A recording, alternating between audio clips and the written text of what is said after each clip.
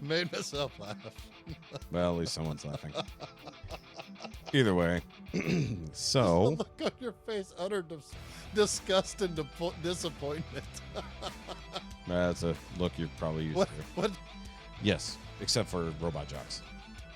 That wasn't a bad movie. That was a fucking abortion. Nope, it's a good movie. Abortion's not legal in It Texas. made me want to. No, that made me want to punch a baby. Well, you shouldn't do that. That would be committing abortion. You can't do that. It's also illegal. Don't kick the baby. Ted Cruz is making it hard to fucking punch babies at bad movies. That's going in the promo. Why can't we punch? Hold on, let me babies engage the anymore? camera. Because of Ted Cruz, I can no longer punch babies at bad movies.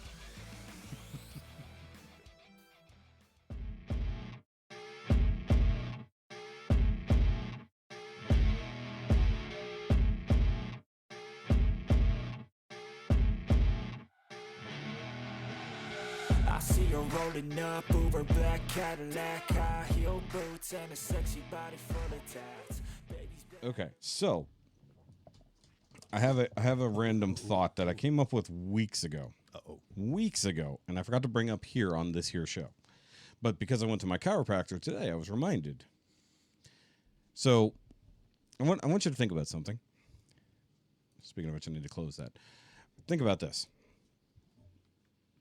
People created maps of continents in the world from a two-dimensional point of view.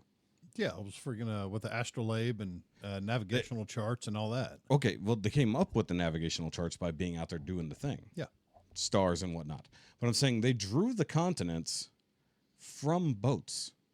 Mm-hmm. You're looking at a thing like the shore, and they drew a fairly accurate, mind you, some of the old maps from like the 1400s and earlier, before we really started exploring, not counting the Vikings. We know the Vikings went everywhere. They were a little rough. Those were a little bit more rough. They were more marked with like, hey, come here. It's easier to rape and pillage. Yeah, but getting to Marco Polo, Columbus, some of the other, Well, those are the explorers, not the map makers, cartographers. those were the people that were actually doing business, shipping. Yes, But they didn't know where to go. The Dutch East Indian Company, the Portuguese, lot of people out of England, they were mapping everything. Aim it a little bit more towards your mouth. I've been trying. Yeah. That's Well, what I she mean, said. even if you tilt it a little bit towards your mouth, it's good, even if it's further away. Okay. But no, you're correct in the shipping guys and the guys who were Once explorers. again, people making money. But- Money drives everything. Yeah, but here's my idea, or my concept. I'm looking at this old... No, turn it towards your face, not away. There you go. That was pointed towards your nose. There you go. That's exactly correct. You want it aimed basically at your chin. Talk. Yes, I am.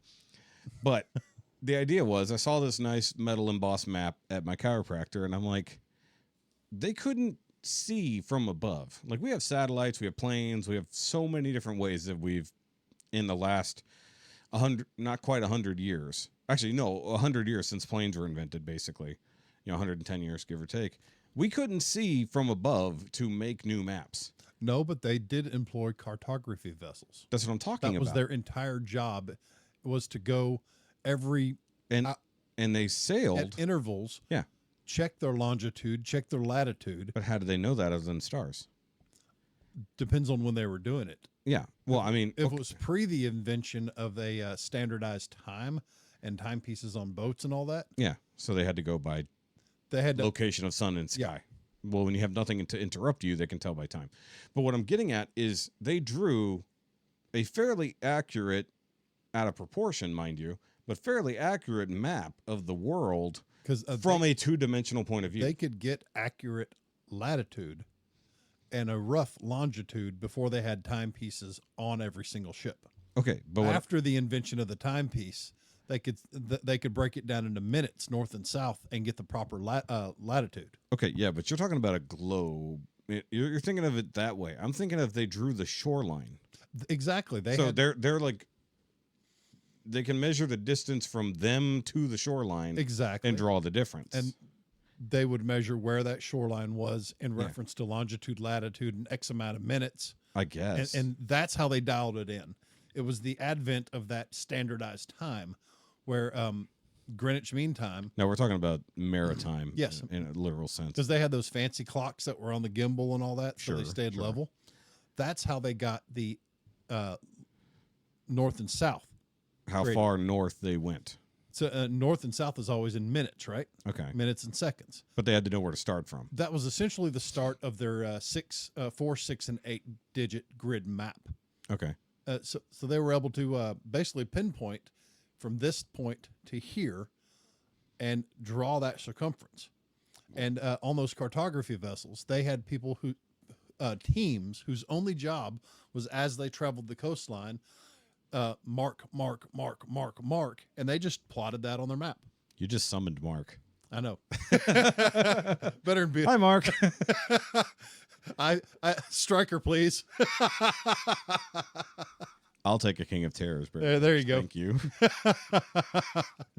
Better than Beetlejuice. But anyway, that's how those cartography vessels worked. So, I mean, that makes sense, but like how they got, okay, this far north, it looks like this and whatever. Because, like, to me, I was just thinking, it's like they're drawing something from a concept of an above view Yeah. from the same plane of existence. That's just That's like crazy. plotting on a graph. They were plotting points. Yeah. And they had whole teams whose job was to call out points, relay them to a guy on a map, and he drew it, connected the dots actual essentially. cartography guy. And that's what they did. Okay. See, this is where, like, you would have been very useful several weeks ago when I came up because I never had any concept of how they did it, but basically we've lost that skill. You know, now like we have seismic research vessels. Well, that's Sure. their only dedicated purpose. Sure. They had ships. Well, I knew that part.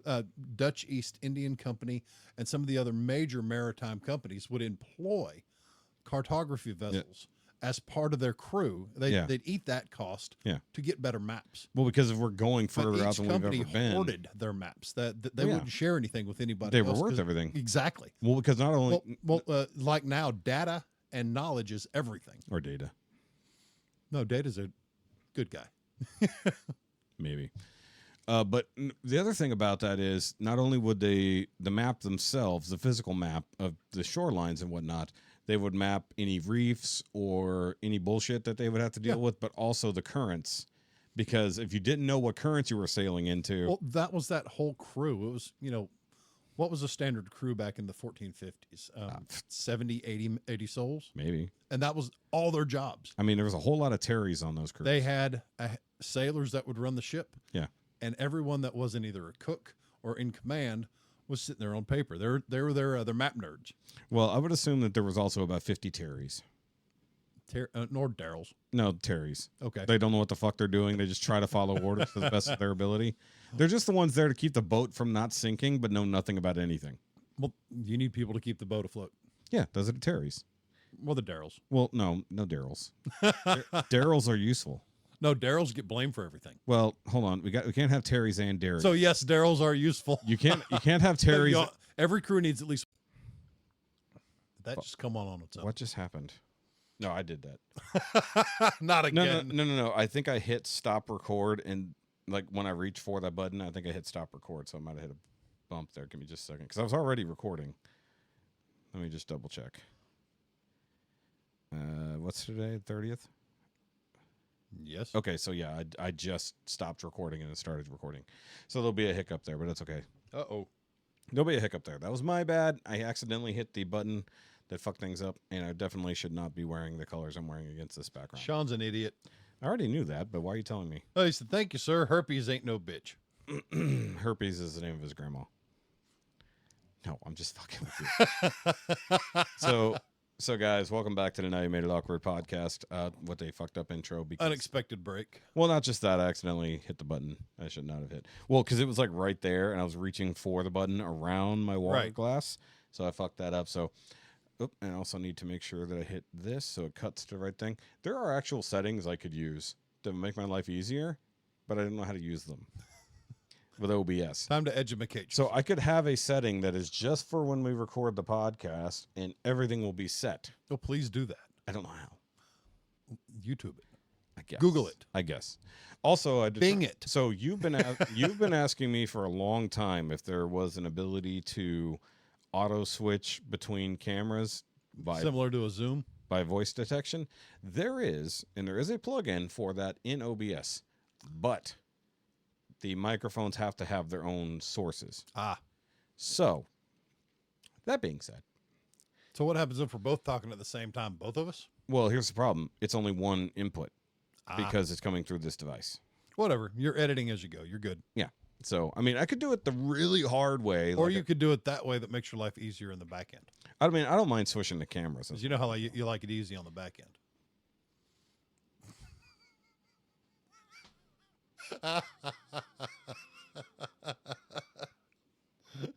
Made myself laugh. Well, at least someone's laughing. Either way. So. Look on your face, utter disgust and disappointment. That's a look you're probably used to. What?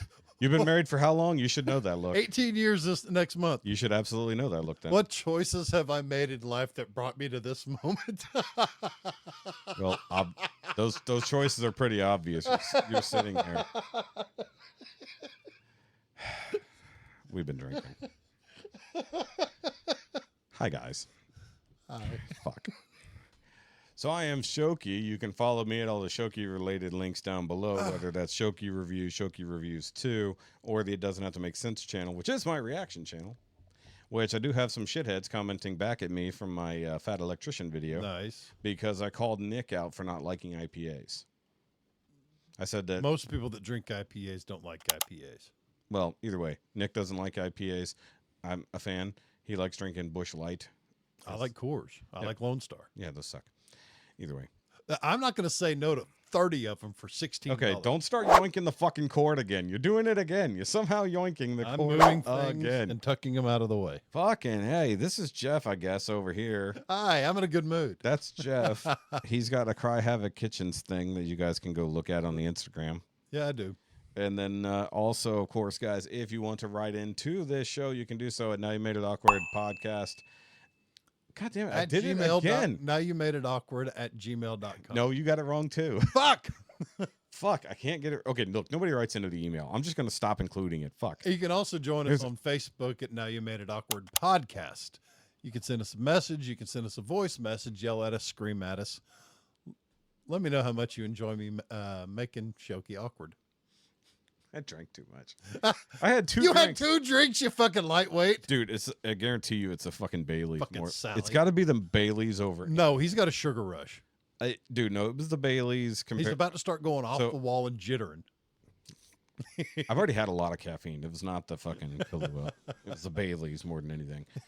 So either way, guys, so we did do a taste test video because Jeffy over here has never had a Black Russian before. Nope, I had or a Black Russian. It was good. And a Brown Russian.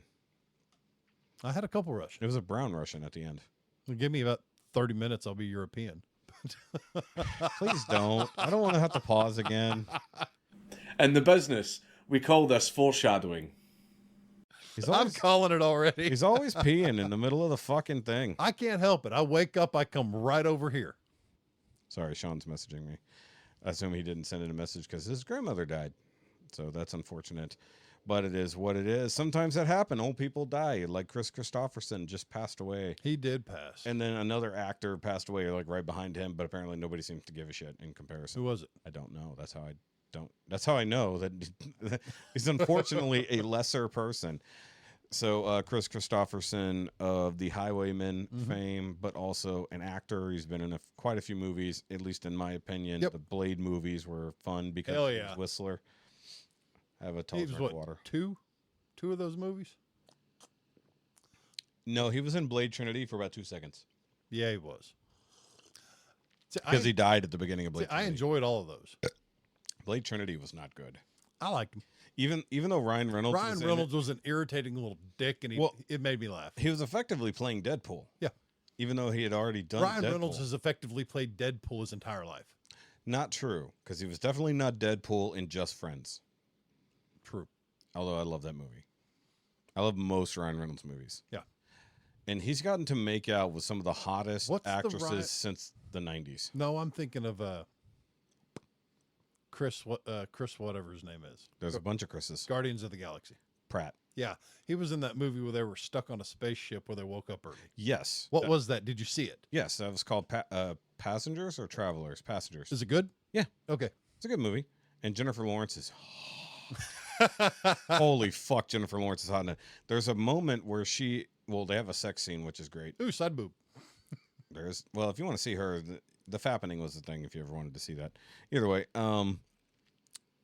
here's the funny part is like everybody who fantasized about these Hollywood starlets for years on end, basically the fappening just gave you everything you ever wanted if you were on the internet at that time, because like they hacked everyone's iCloud and all of these celebrities are stupid and put their nudes on iCloud. Yeah.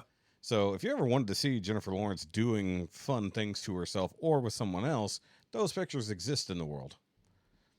If my mother's listening, I'm never looking that side up. I didn't say you have to. I'm saying they exist.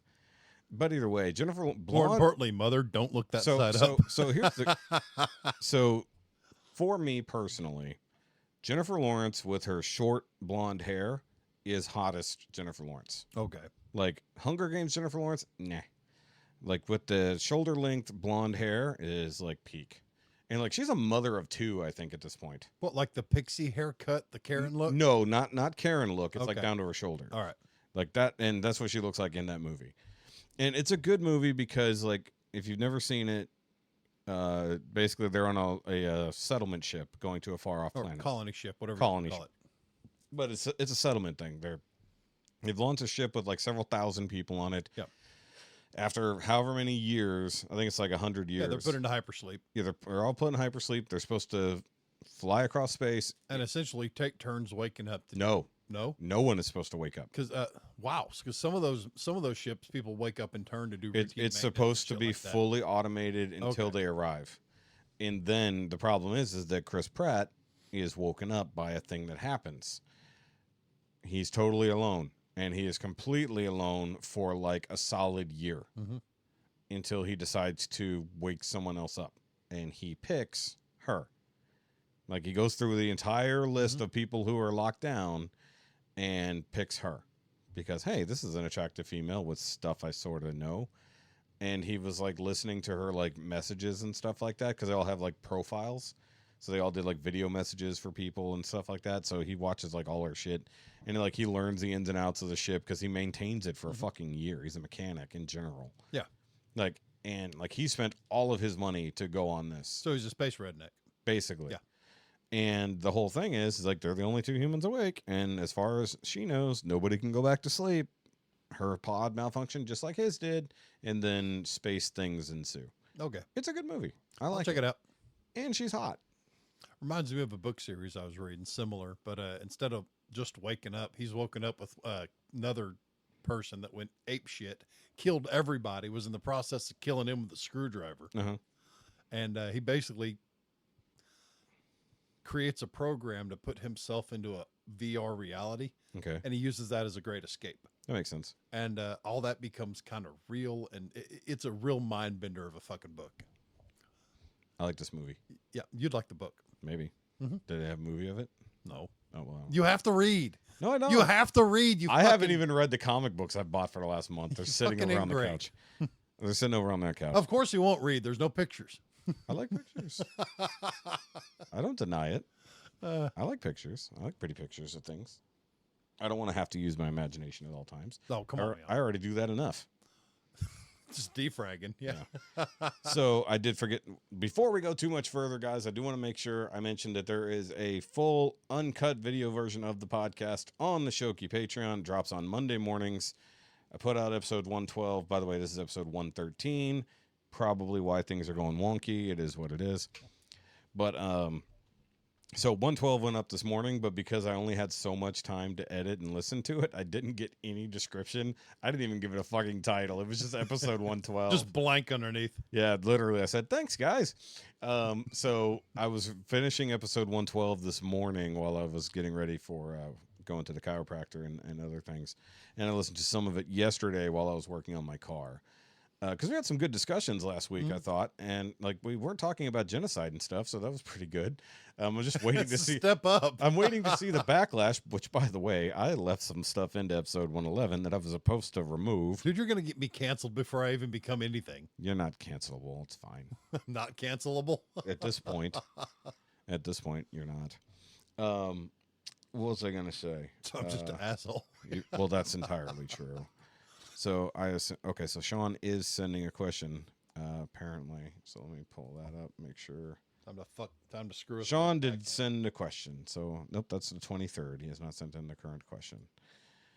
Okay. So either way, before Shaun sends in his question via the Facebook, which you guys can definitely go check out if you want to send in any questions, comments, or whatever. I don't think we have any podcast things, but I think no, those are all just for me. But there were people like I have my reaction channel, right? Yeah, you get all the hate. Yeah, I do. Oh my god. So I did get one. There's this question right there.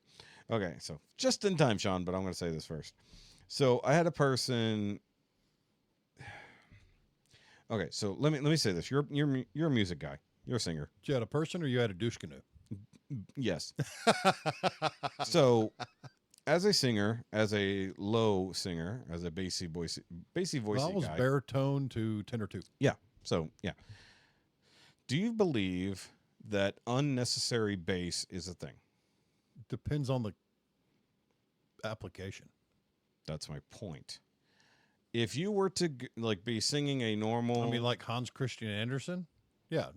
no, I'm saying like you're singing a part, and you're in your nice chest voice, and then for no reason on one note you just drop down 2 octaves. Depends on and then if come right back up. Depends on if it's on the sheet music in front of me. But I'm saying there's no lead up. There's just bass for the sake of doing it.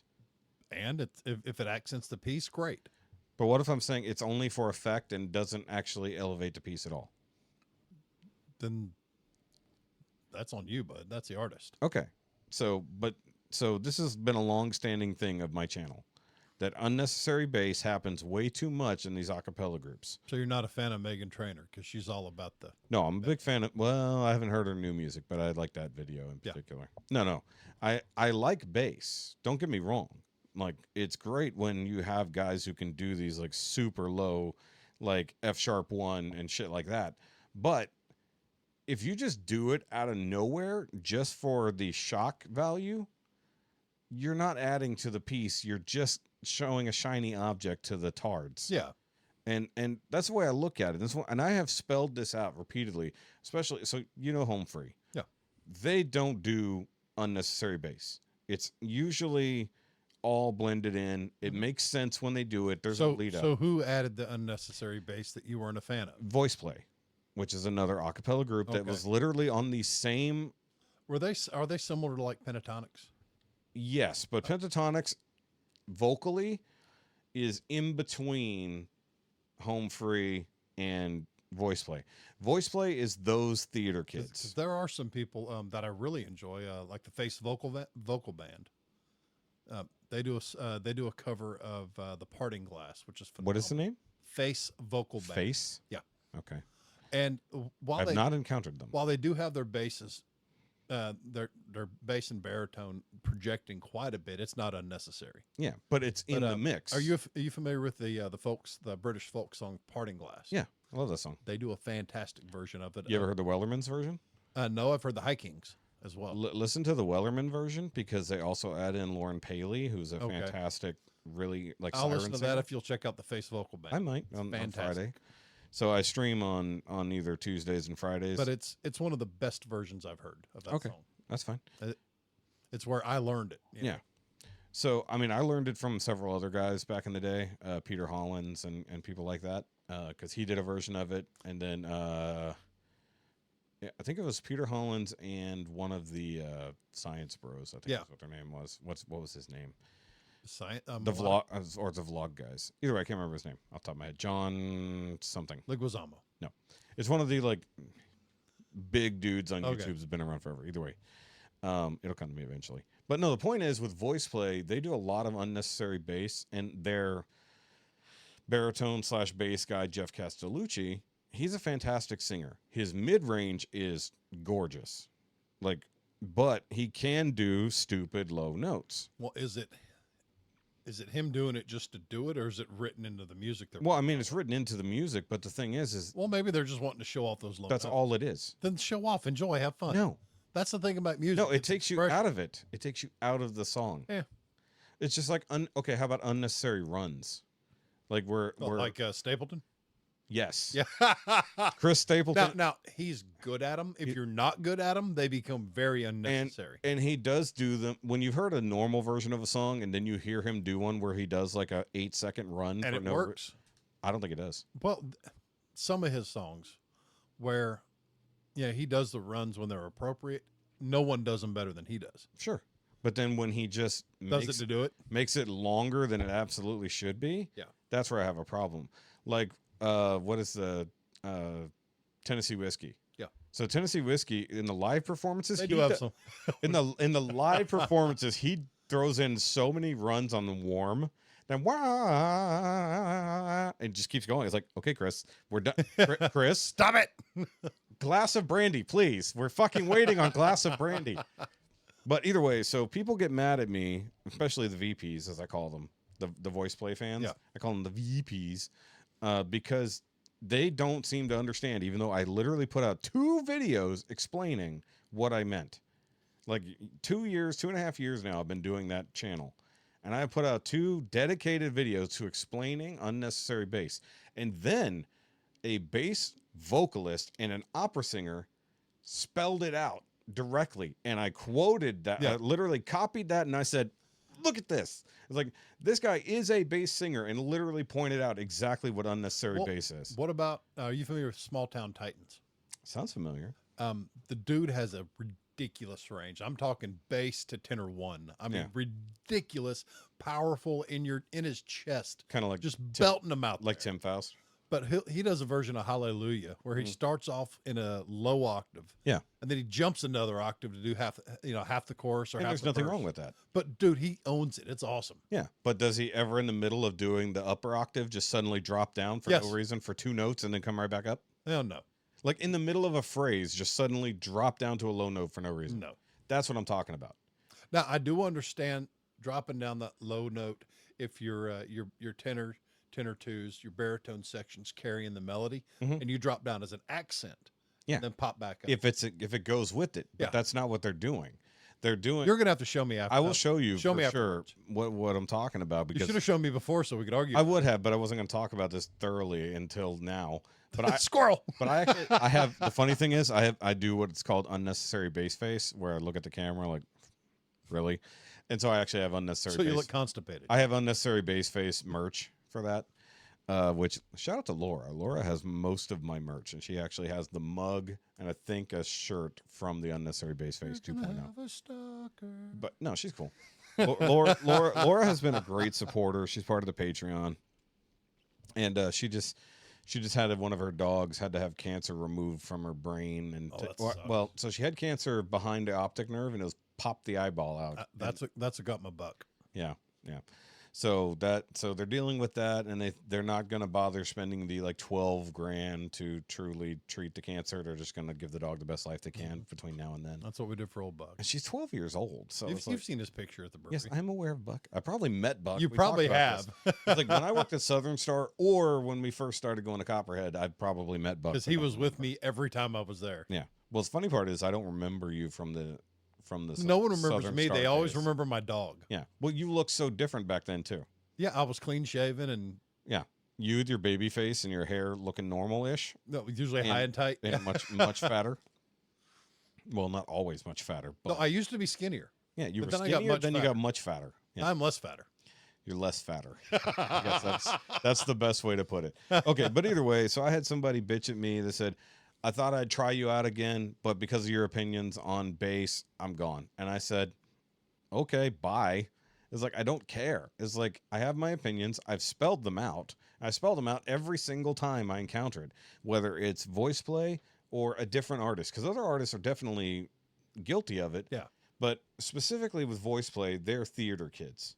everything they do is for effect. They do ridiculous makeups and costumes. They have an entire production studio just by one of their guys where they make custom backgrounds and all that stuff to shoot their music video. Great production value. But also when they do a cover of a song, which is 99% of what they do, as far as I know, they've never put out an original. They don't make albums. They don't do anything. They just fucking do covers, especially Disney. They push too hard to make it their own. They pushed too hard to make it their own, which was one of the main criticisms I had. Because somebody else said, well, if you like the original, just go listen to the original. I was like, but when I hear a cover of something, I don't just want to hear their pure interpretation of it. Especially, okay, so we were looking at, you've seen The Lion King. Yeah. You know Scar's song, Be Prepared? Yeah. So they covered that. And Jeff was doing the main part of Scar. But the other thing they do, because there's 5 guys, well, there were 5 guys in a group. Now they have 4 plus a rotating person because they haven't found a 5th member to replace totally. But the thing is that they change leads for no reason. Instead of letting one dude carry the song and everyone else build out the background vocals or the instrumentals and all that other stuff, or just add some accents, they have to hand it off to every single person. Yeah. Even when it's a soliloquy. They're trying to do too much with it. They are. And I've said this over and over. I always give them a try because some of their covers have been phenomenal. You mentioned covers. I've recently found one of my favorite covers. Are you familiar with a rock/metal band called Daughtry? I'm very aware of Chris Daughtry. My sister is absolutely in love with him. You've heard their cover of Separate Ways by Journey? Yes. I'm not a big fan of that one. Sent it to my mother. My mother was a member of the Steve Perry fan club. Of course. If that tells you anything. And she sent me back. She said, that is probably the single best cover of that song I've ever heard. And I said, Mama, I think you might be a closet metalhead. She went, probably. Well, Daughtry is not metal. He's just rock. But it worked. Yeah. That Separate Ways, I love it. So here's the thing. But I'm a fan of metal covers. I really am. So do you know Tommy Johansson? Yeah, I do. Okay, so we do Tommy weekly. Dude, his Phantom of the Opera cover's fantastic. Yes. Hold on. I will tell you why I'm mad at that Phantom of the Opera. I wasn't at all. Okay, no. Hear me out. The way he led up the teasers to that. So I've been covering Tommy for almost the entire width of doing my reaction channel. I discovered him via Sabaton, but here's the thing. The dude hit the high note. Okay. Here's the thing. Yeah. Please wait. I do versus battles on my channel. Mm-hmm. If it's a cover that multiple people have done, I put them up against each other and I have everyone rank them in whatever. So we did a side by side. One was Jonathan Young and Melinda, and the other was Tommy, both doing the Phantom of the Opera song. Me, and because they were rock versions of the song. Mm-hmm. Me, I love the Jonathan Young Melinda version because it's an actual duet. Tommy's doing both parts. See, on the other side. Now, hold on. Wait. Let me finish. The big thing about it is what made everybody mad on my channel when we saw that. His teaser was showing him with the castle and the candles and all that stuff. We have been begging for him to do a fucking Meatloaf cover. Because he looks like Meatloaf. He has the range of Meatloaf.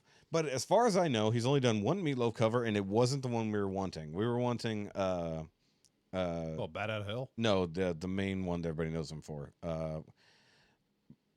What the hell's the name of the song? But I won't do that. What is the name of that song? Anything for Love? Anything for Something Love. like that. So Anything for Love, if I recall correctly, is the weird one where it's like a chick over here looking into a mirror, and he's like a weird demony looking guy. Isn't that like an 8-minute song on the album? It's a very long song, yeah.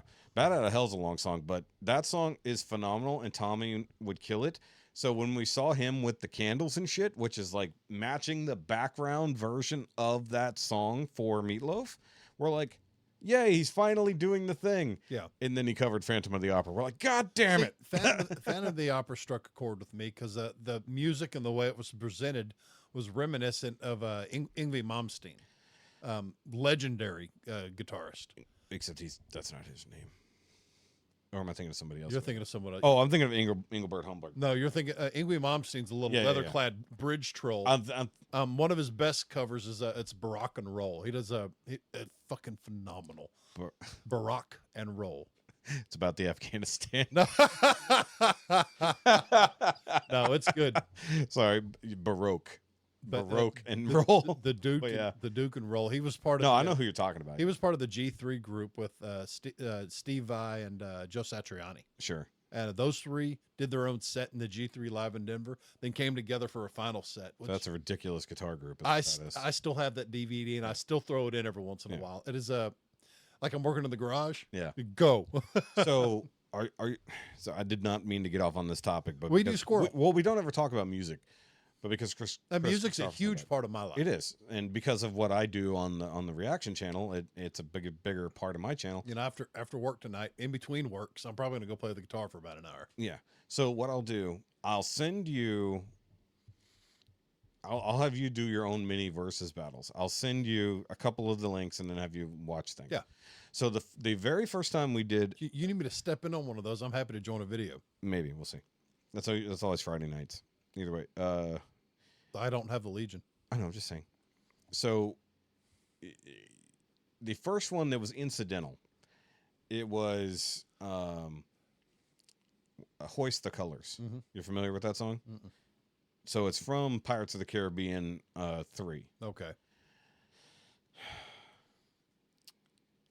We looked at the voice play cover first.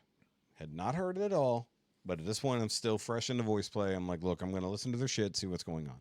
Their cover was actually pretty cool. But the one thing they usually do is they'll start closer to the original, and then they turn it into like a pop song by the end. Like they add a pop beat and sometimes even like a house beat and stuff like that. Make it a little bit more electronica, depending on the song. And it was actually really good. But then I listened to the collaboration of Melinda, Cole McGuinness, Bobby Bass, and Lauren Paley. And that basically fucking triggered all of the fucking emotions I could possibly have during a song. Like, I was having like uncontrollable reactions just to the music coming out of them. Mm-hmm. And like the voice play one was fun, but it didn't trigger something I had no control over. Yeah. Like uncontrollable emotional reaction, especially to music. I'm sorry. If a song can trigger something that you can't stop, it's significantly better than the other thing. So that was the first verses we ever did. And it's still probably the most viewed thing on my channel. And there's still all the fucking VPs who insist. Now, mind you, it's an opinion. See, you're doing a bunch of these vocal bands. I've been into metal covers forever. I mean, I dig them, but are you familiar with that Italian dude, Leo? Yeah. I don't like him. Dude. I don't like him. Frog Leap Studios? Yeah. I do not like him. He's so fucking weird. And then Melodica Bros. Yeah, I love Melodica Bros. Dude, we look at all their shit their all the way time. too happy version of Du Hast is a jam. Okay, no. Their Du Hast was fine, but It was great. No. Their country Metallica from last week was funny. I didn't check that one. Yes. Their version of Country Roads Take Me Home. That was weird. It worked. No, you know what I love? What are the ones? What's that song where they do all the minor keys and all that stuff? I don't know. So You're gonna have to narrow that down. I like songs done in minor keys, Yeah. especially covers. It clicks with me. So they did one. It was the Barbie song, or the one from the Barbie movie, which you still haven't seen. I will not. It's Categorically I'm no. telling you, it's a good movie. No, fuck you. It's Fuck you. unironically a Fuck good you. movie. Fuck Barbie. Fuck Mattel. No. Either way, they're not Disney. It's fine. They did a cover of the song, the Billie Eilish song from that movie, which is a great song. And it's about existential crisis. It's called What Am I Made For? What Was I Made For? There's a whole idea when she realizes, like, oh, I no longer have a purpose in this world. I'm not having the effect on young girls that I had back in the day. My life is meaningless. That's a great fucking moment in the movie. Yeah, screw all that except Billie Eilish. But no, I'm saying Melodica Bros covered that. Yeah.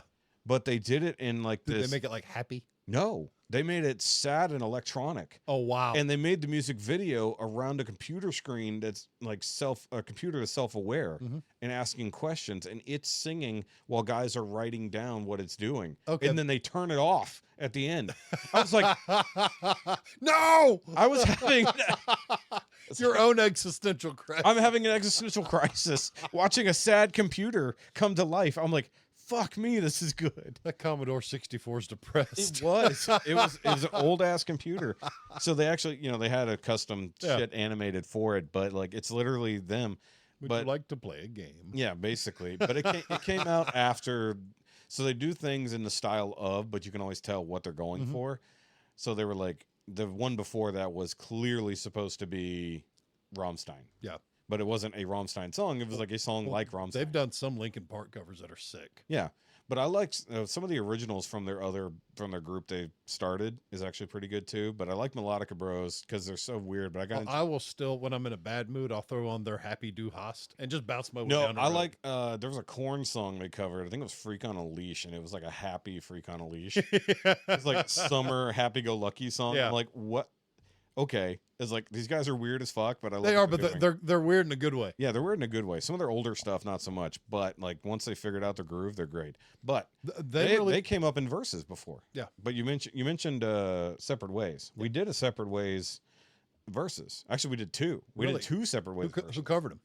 A fuckload of people. No, but which two did you cover? We did 4. Oh wow! Actually, we did 8 total. Did you do because the, I did 4 at a time. Did you do Daughtry? No. No. Well, because Daughtry has awkward copyright problems.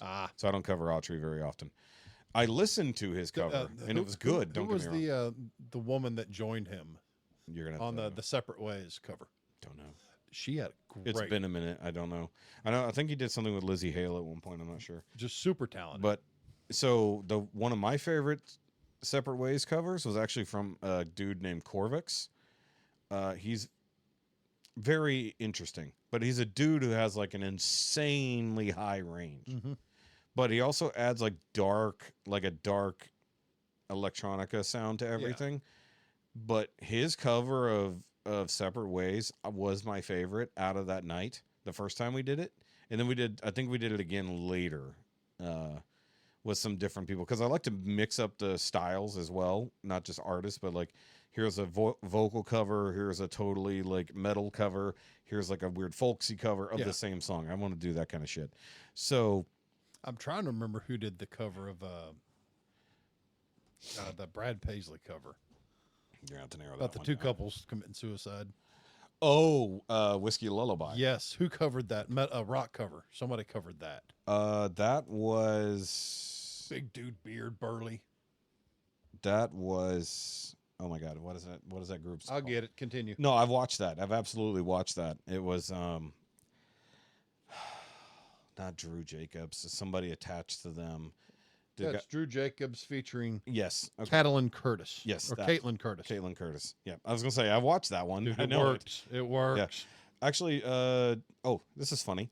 So, No Resolve, which is a group we've come across in all of these covers, because I found them on doing an Adele versus battle. And then you were right. That Separate Ways cover by Daughtry was Lizzie Hale. See, I know what the fuck I'm talking about. It's like I watch these things. I know what I'm talking about. Check out the It Doesn't Have to Make Sense channel, guys. Come join me on Friday nights.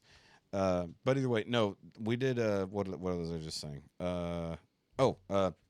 What was that song? Oh, No Resolve covered 8675309. Okay. The song about Jenny with Tommy Two-Tone. Nice. He joined them on that. The music video they made is secretly a horror movie. Nice. Yeah. And I don't think they planned it that way, but that's how I saw it. Because I've watched too many movies thanks to fucking Dante. Shout out to So You Like Horror podcast and or Off the Mats. Actually, on Off the Mats, his newest episode, he actually interviews his grandmother. So I need to listen to that. So shout out to Dante. I need to get him back on here for a normal episode one day. There you go. But either way, so with the 8675309, the way they lay out the music video, you got a young dude who comes into a diner. He sees Jenny, who's working the diner. He instantly falls in love, but then she leaves work. He tries to catch up to her, to talk to her. She hops in a cab, drives away. So he doesn't manage to talk to her. Mm-hmm. Then later, he's in the bathroom of the diner, sees her number written on the fucking mirror in lipstick, quote unquote lipstick, and the lights are flickering constantly while he's writing down her number. Then he gets too scared to call her.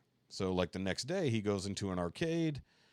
I think he sees her with Drew Jacobs doing a cameo because he was executive producer on that song. I was like, hey, it's Drew. Like he's just fucking pulled up to be a douchebag. And so he's like trying to win her a prize to like win her heart over, even though he hasn't even talked to this girl yet. And so he fails. She ends up leaving. And he does this one arcade game, which in the arcade it shows the diner and like the dude, and the character ends up killing the other guy. And then when he wins, the number appears on the screen and the thing. I'm like, well, that's fucking weird. And so he calls her or he goes to call her and he gets scared and won't call her. So he's going on the street. He sees an outdoor yoga session. Like they're doing like that fucking 80s style yoga. Yeah. And he sees her. So he goes up to talk to her, puts his hand on her, and it's not her. It's this blonde chick. Oh, damn. And I'm like, okay, so now he's fucking really weird, right? It's like he's seeing this chick everywhere. He's got the phone number appearing out of nowhere in places it can't possibly be. So they took a really fun song from the 80s and made it really fucking creepy. No, I'm saying the song is still fine. I'm saying the music video, which is supposed to just him being obsessed with her, I'm taking it as she used to work this diner.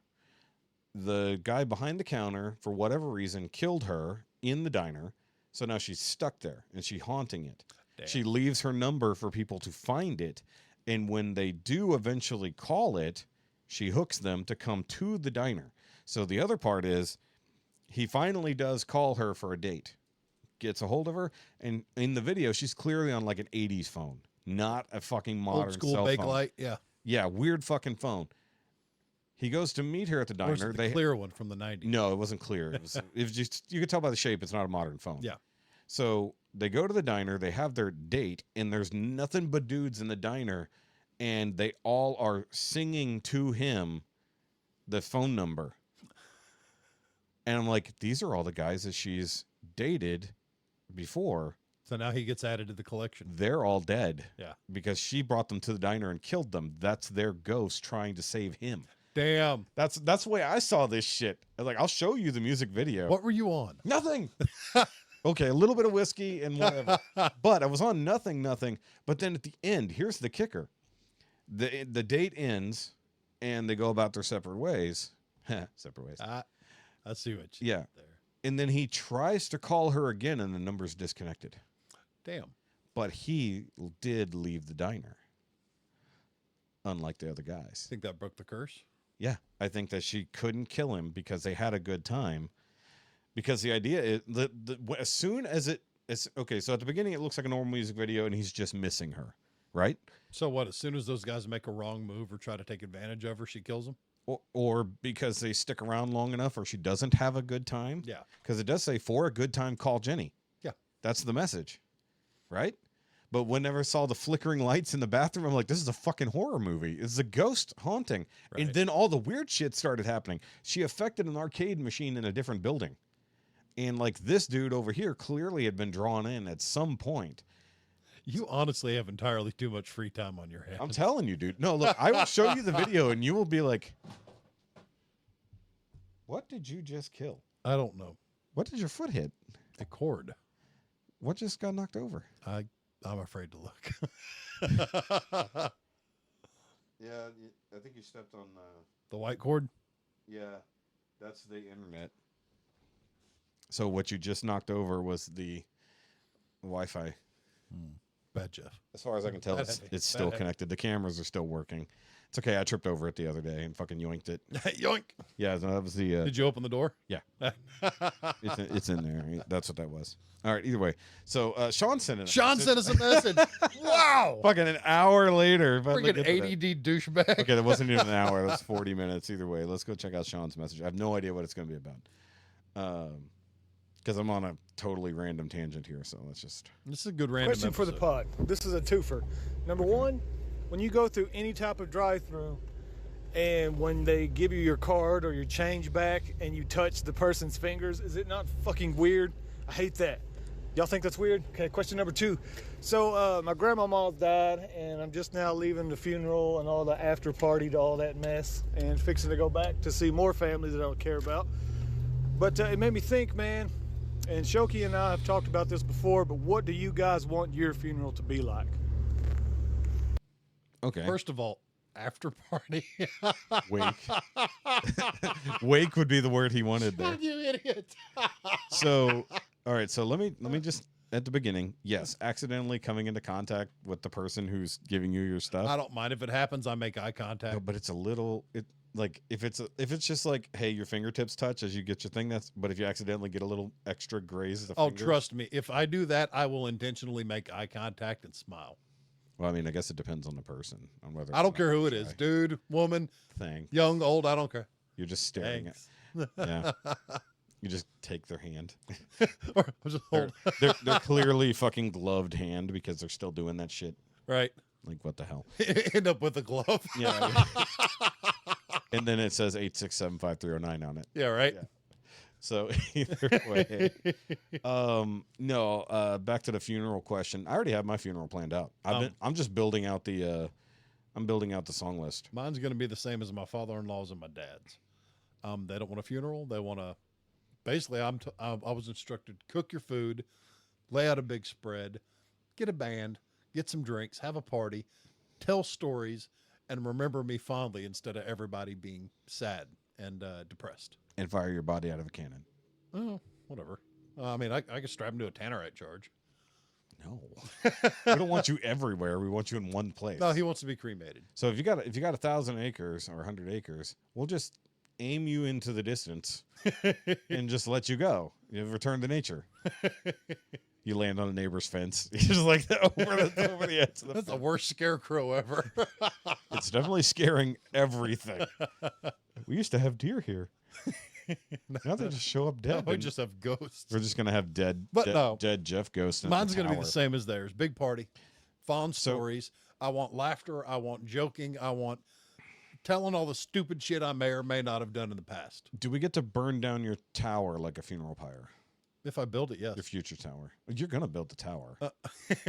Unless my son's using it. No, that's yours. He gets to build his own fucking tower. Fuck no, I'm going to build a nice one. Yeah, that's your tower. He can build his own. It's like, sorry, boy, this is where I'm being burned. It's a Big Viking. fucking 30-foot fucking It will tower that's on fire. It's like, That's well, a great funeral.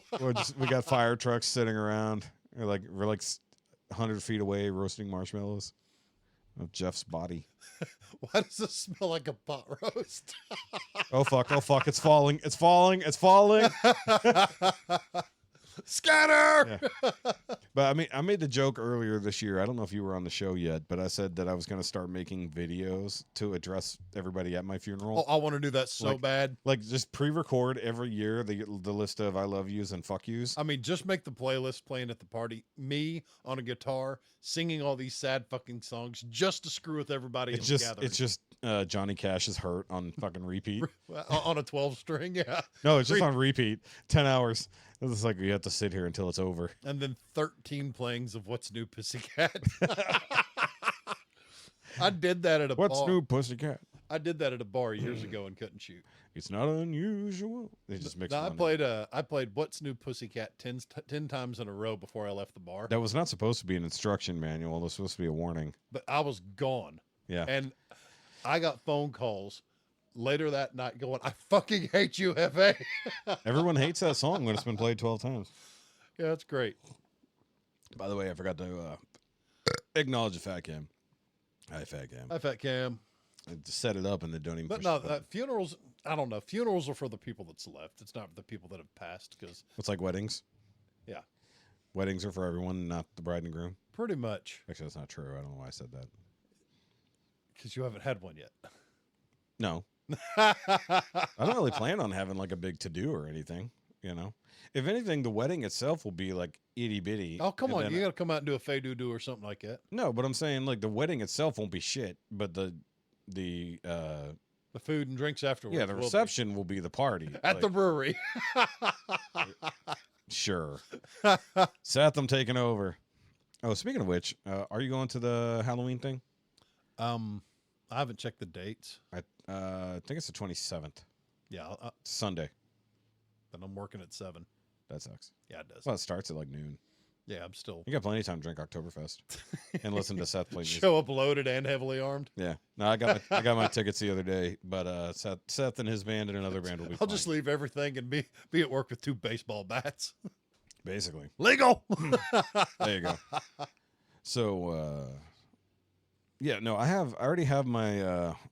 I have a pretty decent playlist lined out. I definitely have a bunch of home free covers, like their how great thou art. Mm-hmm.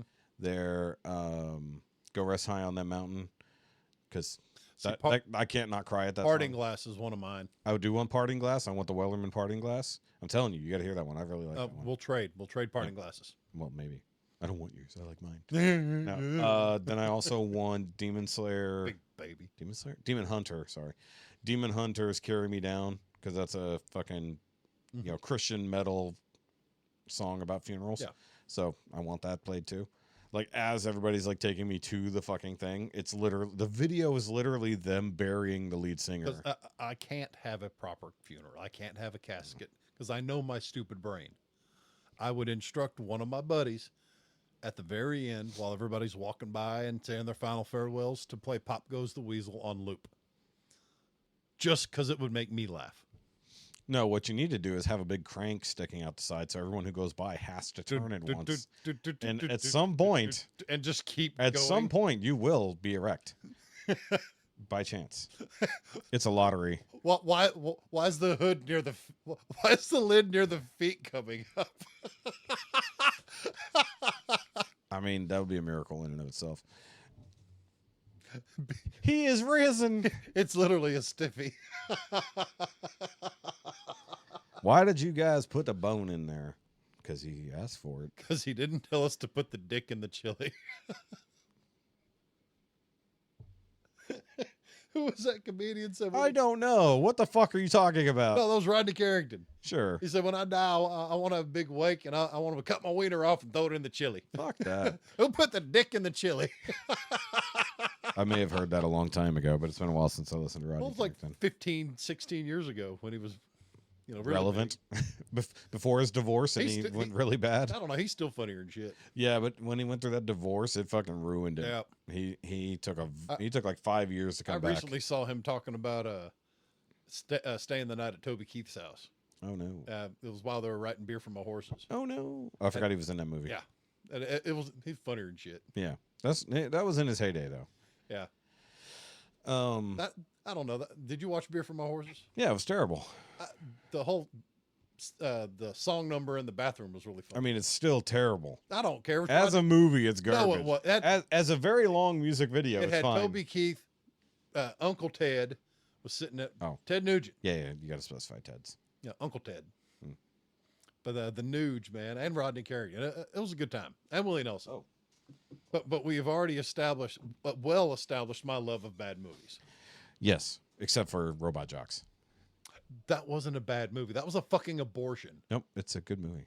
Abortion's not legal in It Texas. made me want to. No, that made me want to punch a baby. Well, you shouldn't do that. That would be committing abortion. You can't do that. It's also illegal. Don't kick the baby. Ted Cruz is making it hard to fucking punch babies at bad movies. That's going in the promo. Why can't we punch Hold on, let me babies engage the anymore? camera. Ted Cruz. Hold on, wait. Because of Ted Cruz, I can no longer punch babies at bad movies.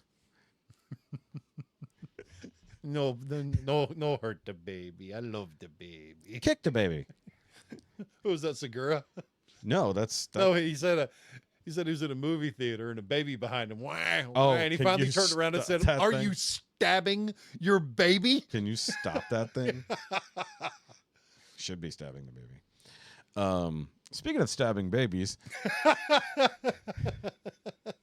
the dock workers are on strike. That was not a segue. That was the worst segue ever. I don't like segues. I fell off one once. I did too. That's why I don't like them either. Let me pull this up right quick. So, fucking A. All right.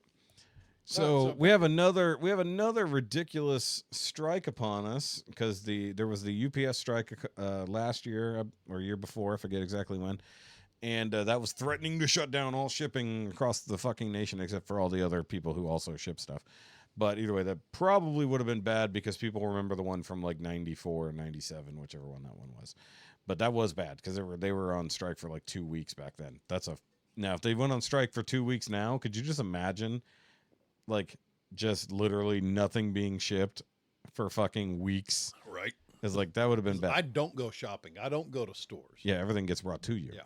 So, this is actually kind of worse because the dock workers / the longshoremen are going on strike because basically they haven't had a actual reasonable raise in quite some time. Well, that and they're worried about them basically modernizing everything and taking being replaced with robots. Because you want to pull that microphone towards you a little bit? It's like pointed at your ear. Not at all. I don't know about you. You don't talk out of your ears. You talk out of your rear, but not your ear. You want to be the pot or the kettle, motherfucker. See how my microphone is pointed at my mouth, and I keep my hand on it so that I can continue to focus. move it like this. See? Talk about the dock. See how I just keep moving the mic with my body? Those who can't see the camera because you're not on the Patreon, join the Patreon.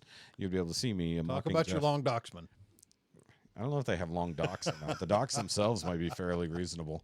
But either way, basically, between crane operation and a couple other things, other countries have automated. And this is, I think, it was something like 14 major ports across the eastern seaboard, basically, all the way through the Gulf of Mexico. Yep. Atlantic and Gulf. All the way Atlantic and Gulf side. And one, I said that they do not get paid properly.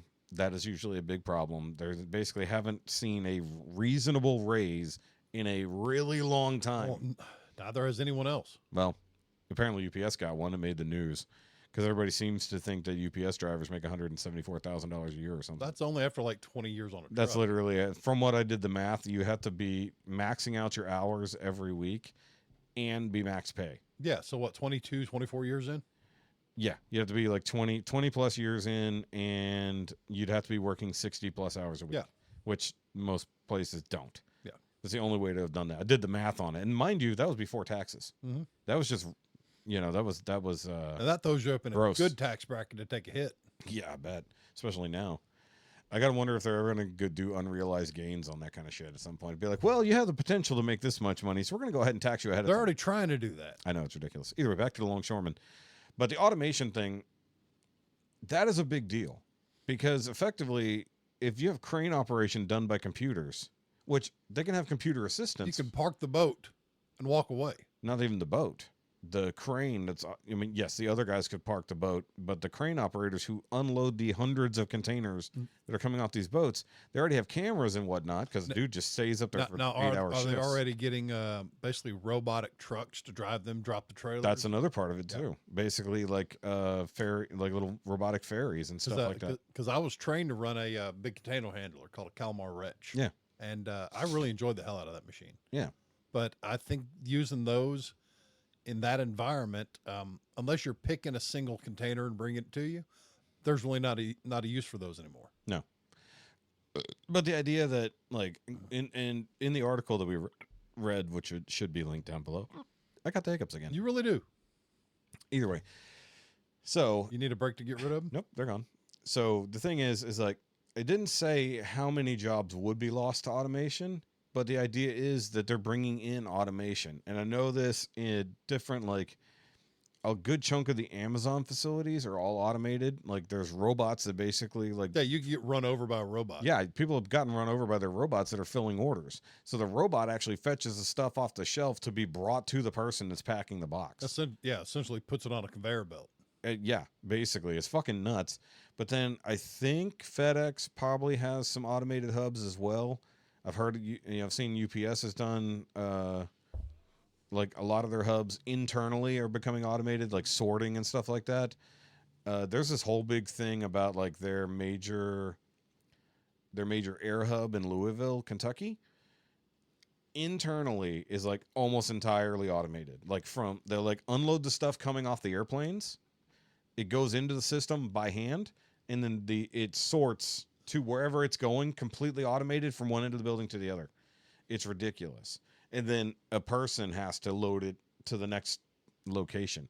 So from some of the Business Insider stuff that I've seen is that they're doing the same thing internally for their normal operations, taking away the jobs of sorters and stuff like that.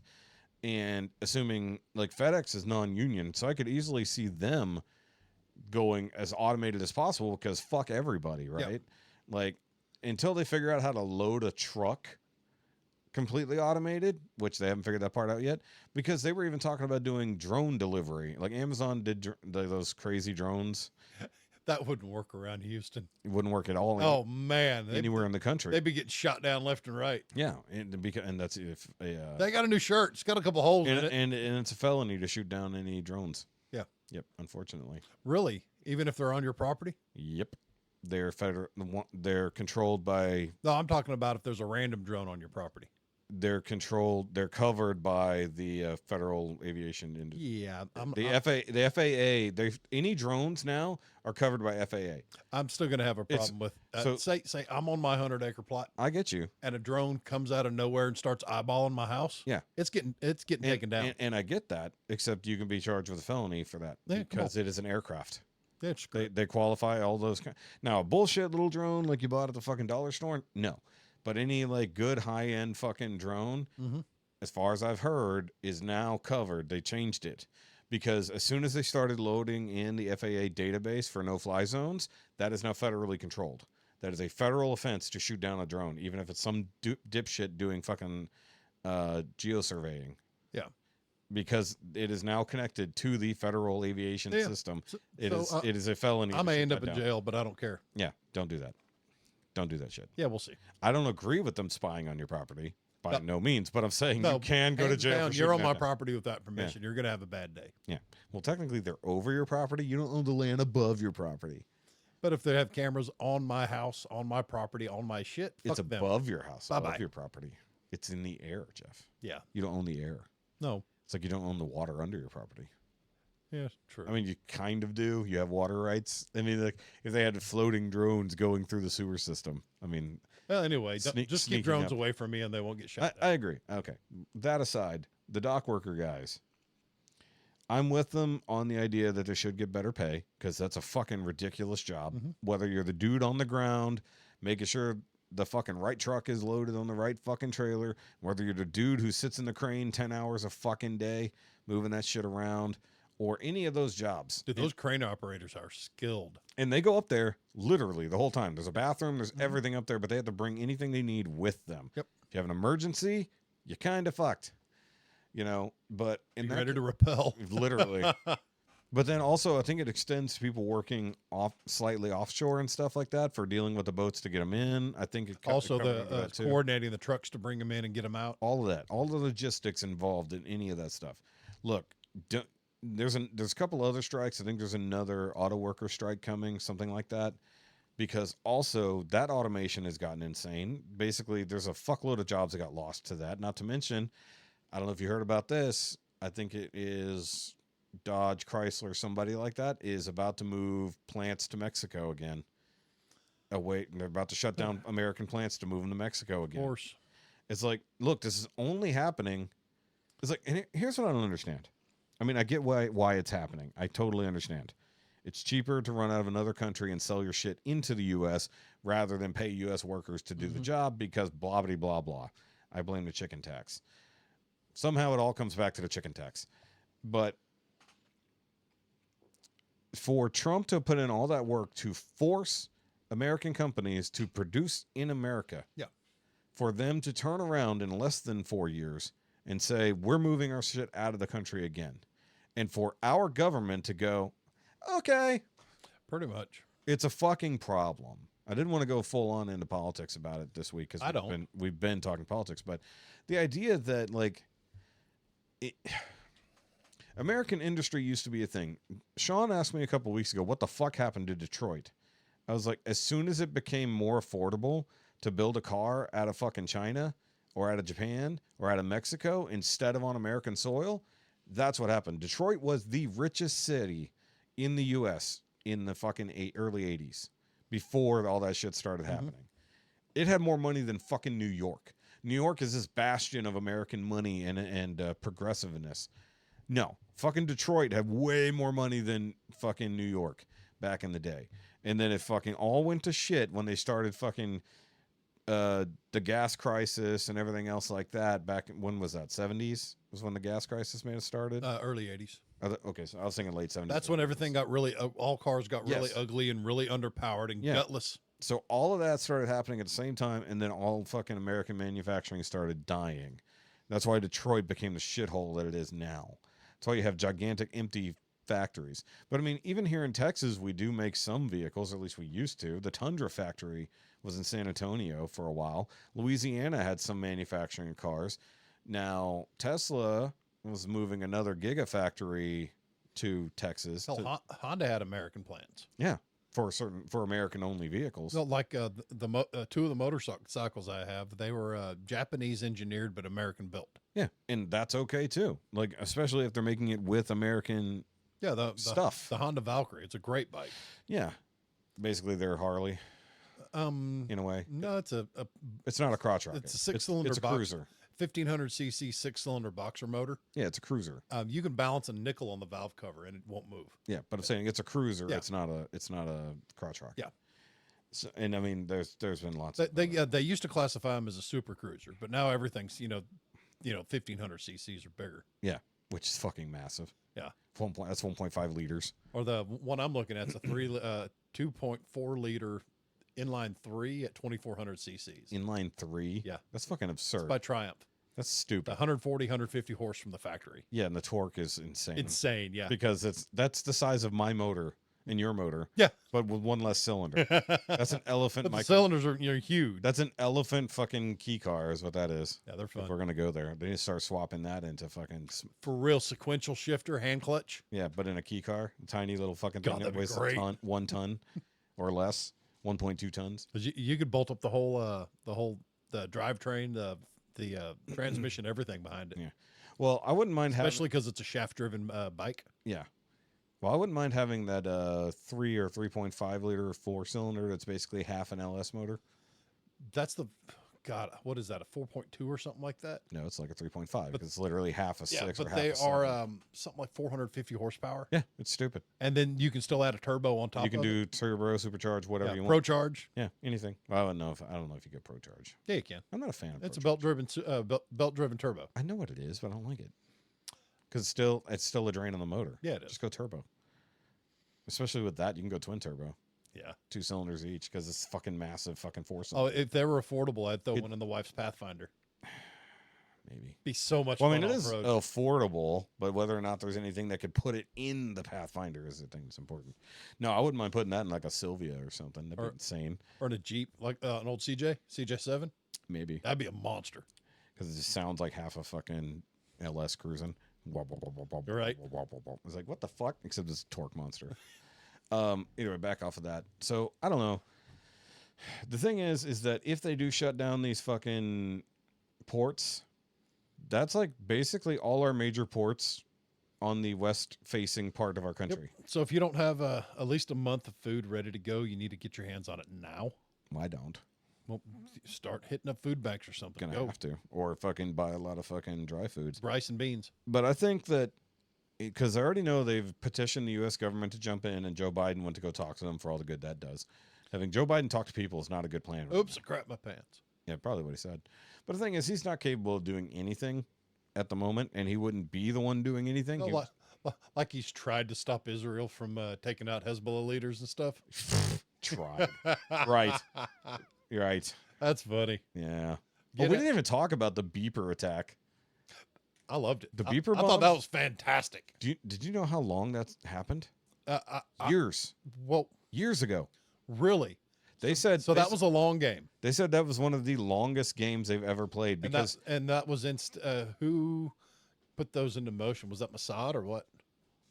that I guess. I mean, it's whoever Israeli special forces did that. Yeah, Mossad. That's But they basically set that up years ago. and they just waited and waited and waited. Yes, until it was time. That is such an excellent. But here's the thing: they also knew which beepers to explode. That needs to be turned into a movie But then also following that, when they switched to walkie-talkies, or an episode like NCIS or something. but you saw that too, right?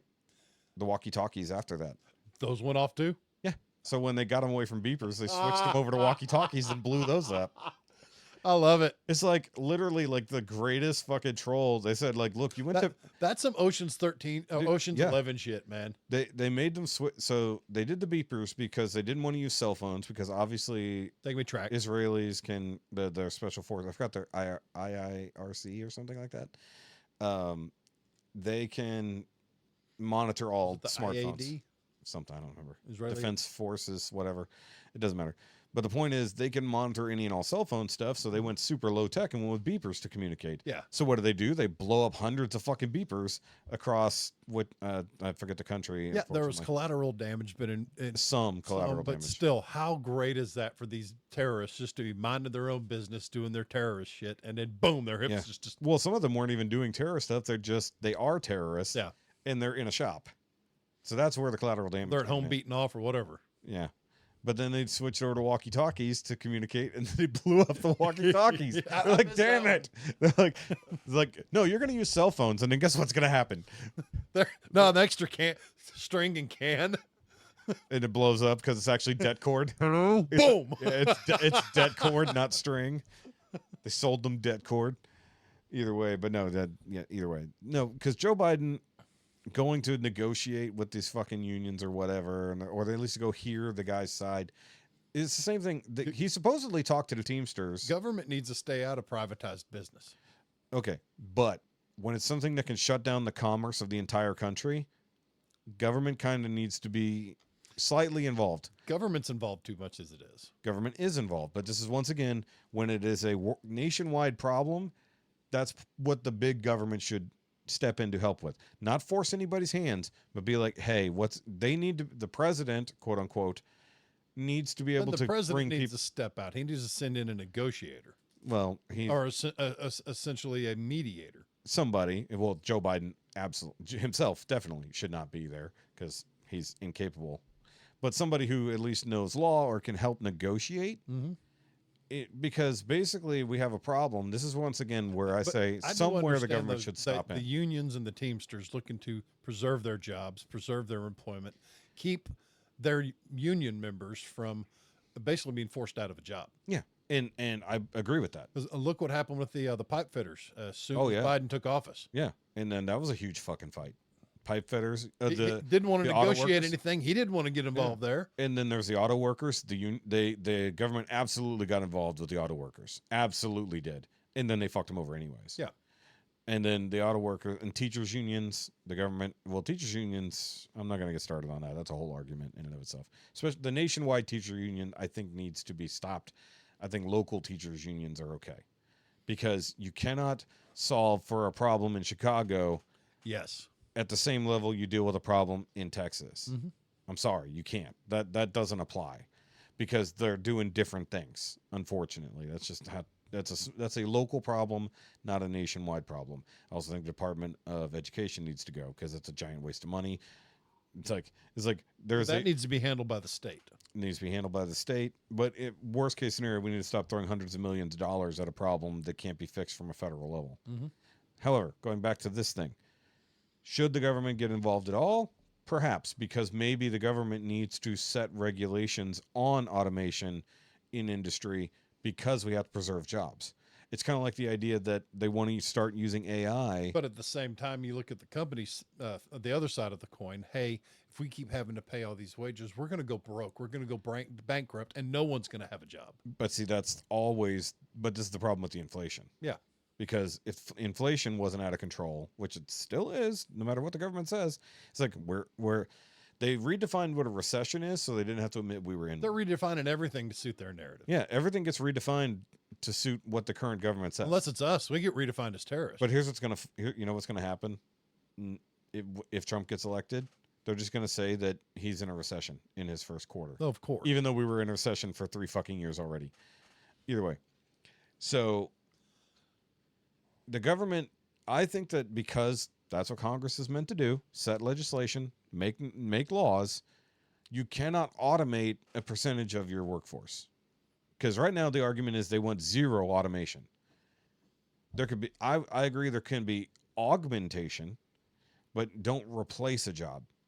Help a job along. Transfer the job. Take the people that are going to be without a job because of these machines and retrain them how to fix those damn machines and maintain them.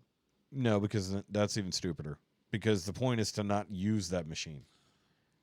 That you're still losing your job, so the machine. Still, it's government putting their nose in where it doesn't belong. So look at it this way: that's you losing your job and becoming a slave to the person that replaced you, literally. Yeah.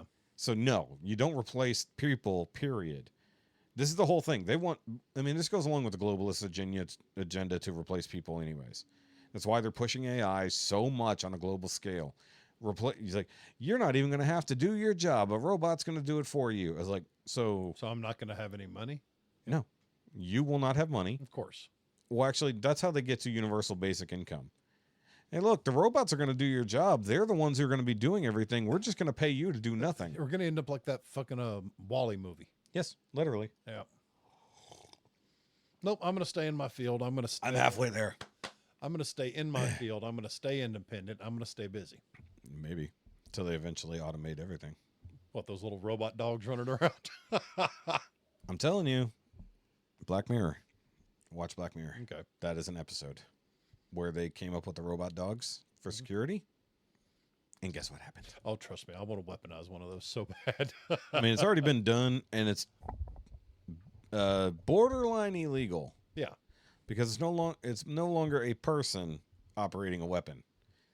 People have the right to operate a weapon. But It's the same problem as having an automated turret. It's not necessarily legal. Because you are no longer operating a weapon. have you seen It's those a robot ones you operating a control turret. at your front gate? Yeah, you've mentioned this. I shit, love it and I so keep much. saying it's probably, But if I use pepper balls, as long as it's causing injury, I think you're still responsible. yeah, I mean, you've seen enough Houston Jones videos to know what pepper balls will do to people. still just leave me alone. I mean, they can leave you alone up until they want what you have. Then that's their fault. Well, it just depends on if they Yeah. start sending F-15s and nukes at your front door. Yeah. Because like Joe Biden keeps threatening. It's like, you know. Yeah, I don't think that'll ever happen. I mean, we got half the government says that the other half of the country is basically terrorists and they have all the weapons to take you down. They said, well, we got better weapons than you. It's not like you can mount an offense. It's like, how about you not threaten American citizens? real. It's like, that was stupid. And then also, in the same vein, come around and say, AI is fantastic. You don't need your job. And then you look up and be like, but I need my job to buy food. Don't worry about that. There won't be food. We already took care of that by shutting down the dock workers. Yeah. It's like, but it's insane. Like, we've got to stop pushing the AI agenda. Like, I don't know. More than that, we have to stop letting ourselves be divided. well, we can't stop that. It's being done on purpose. I mean, there's even a line right between us here on the screen. We really can't divide. There's a desk between us right here now. Look, until we have the Matrix, we're gonna all be divided somehow. And even in the Matrix, we'll all be I just don't see the point. of what? Getting up in arms about all this crap that we have absolutely no control over. Well, I mean, the reason to get up in arms about it is because it affects your life. It does, but I mean, you not being able to get any goods for the next month. that will. I mean, that's But- a big problem. But what you can do is control your state of preparedness. Well, look at it this your way. readiness. Well, look at it this way. All this nice foreign oil we're dependent on. We have plenty here. Why? Well, hold on. Go back one step. All this foreign oil we depend on. It has to get here how? Docks. Yeah. Ships. And which docks? Probably those. Yeah. Yeah. Yeah. They got to come over here in big ass tankers. I mean, mind you, those probably are going directly to refineries that are on the coast. Probably some connection to these same longshoremen. Mm-hmm. So now that we're completely dependent on foreign oil that has to come here in big old boats, because fuck our own pipelines and our own oil rigs and anything else and giant things that we've built into the ground to harvest the unlimited amount of oil that's underneath the United States. Where do gas prices go as soon as all the docks are shut down? Yep. Straight through the roof, probably. I bet tomorrow is when the strike is supposed to happen. That'd be Tuesday, the 31st. So fill your tank. I want to see what gas prices are on Thursday, which is usually when they adjust them. Oh, for real. Back during the pandemic when they jumped, like overnight, it was $3.50. Mhm. And I got out of the truck and I heard dudes in the pump next to me going, "What the fuck?" Literally went up overnight because that's as soon as they shut down basically almost everything domestically, almost everything. It's like, oh, we're giving up oil and gas leases on federal property. We needed those. Yep. Hey, we're shutting down the Keystone Pipeline. We really needed that.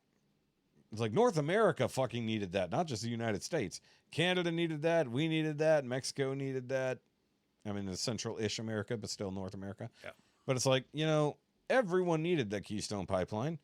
It's Like, oh, but the lakes and the rivers and the bunnies. It's like the pipeline goes underground. Dude, pipelines are so much prettier than like a lithium mine. Like compared to pipelines of the olden days, modern pipelines, while it's a mess to get them set up, when they're done, you don't even know they exist. I can take you to the farm and show you where 2 pipelines are running through our property that are now one of the best shooting lanes for hunting deer on the property. Yeah. But it's just like, it's so funny. I had a friend who sit there and was like all about the wildlife and all this other stuff. It's like, thank God we shut down the Keystone. I'm like, 6 months later, it's like, how about them gas prices for your fucking hot rod that you want to drive? It's like, how's that about your Keystone pipeline?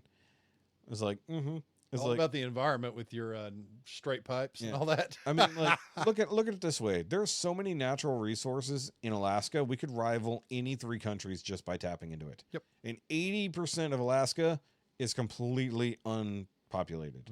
It's just wild land. It's like, well, we don't have to make gigantic messes if we don't want to. I refer to like Power the People, which is Daniel Turner and a couple other people.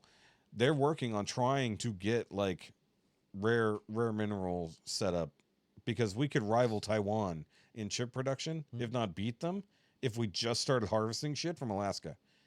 It's like, but you know what's going to happen eventually? It's like, well, Taiwan's going to fall to China. And, well, Russia is way closer to Alaska than we are. Right. So, you about to sneeze? No, itchy fucking nose. Oh, I thought you were going to sneeze again. It's always fun when Jeff sneezes in the middle of the pod. No, my itchy noses. How have we only been going for just over an hour? I don't know. It feels like way longer. I'm about ready to get. Like, it ain't time to go. It's not even 4 o'clock yet. Hell, I need a break. No peeing. Tough. No peeing! Tough. This fucking peeing pitch.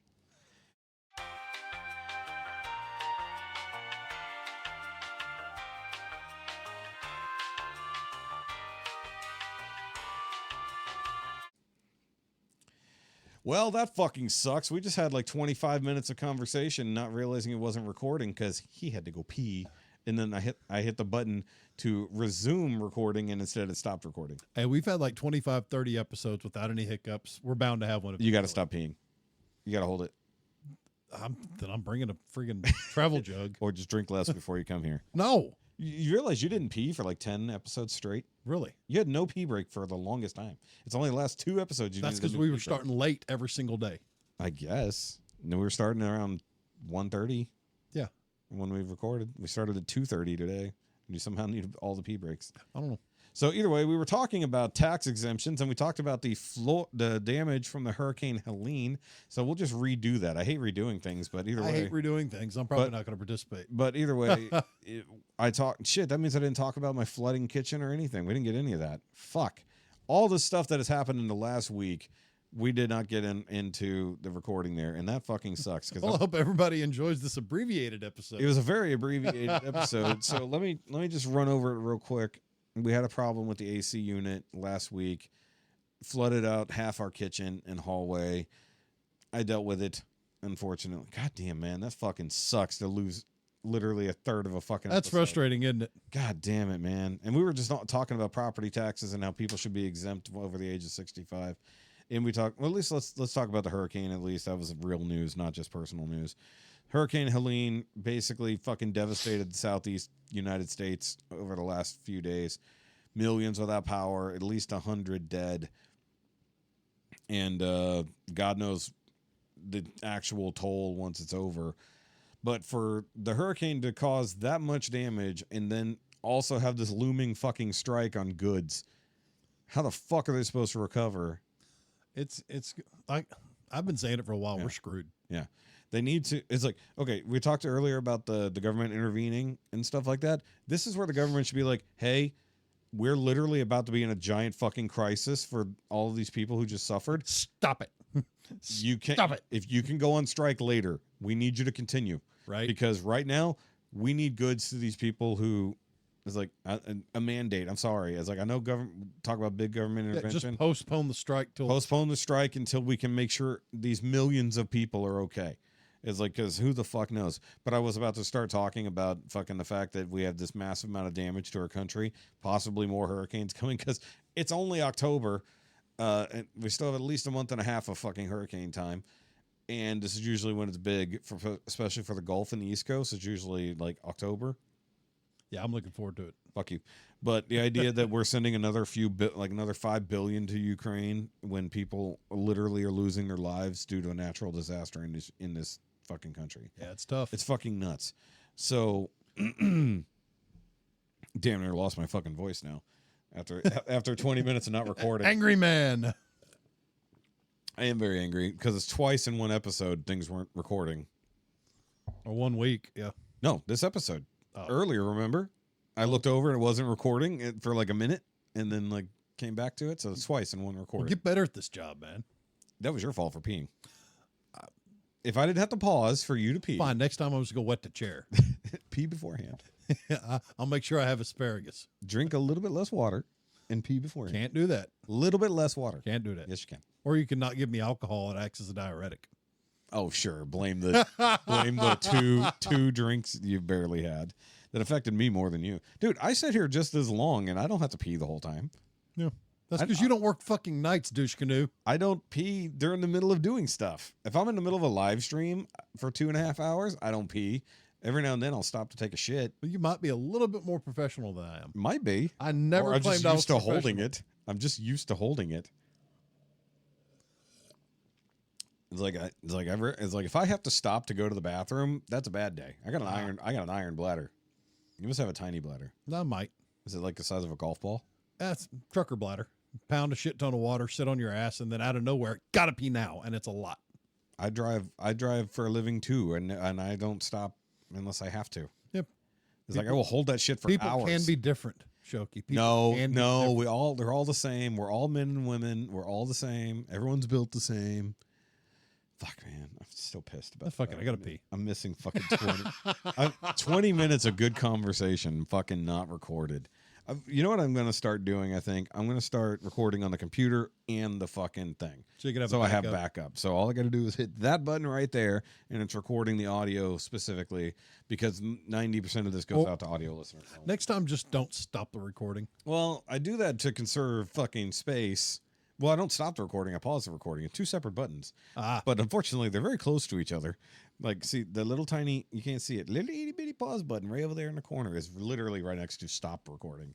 So that's what happened is I fucking went to hit pause and instead I guess it hit stop. Bad joke. Not my fault you went to pee. Hey, not my fault you didn't hit the right button. I thought I did hit the right Hey, button. things happen. People are blamed. I should actually check. I mean, we should have plenty of space. So, like, I could understand if it stopped. Yeah, we got so much fucking space. We could fucking record for days and it would probably be fine. Yeah. I've done that. But recorded for days. Accidentally. I left it recording one time. It's like finished a fucking thing and then came back and my computer was shut down. I'm like, what the fuck? And then I realized it literally has fucking hours of footage of nothing. Right. Literally, like just seven or 8 straight hours of just my background in the dark. This is like okay. Well, I forgot. Weird live stream. It wasn't until the computer finally like ran out of space and went to sleep that it Yeah. stopped. I was like, well, it's barely functional now. Let me see what I can do.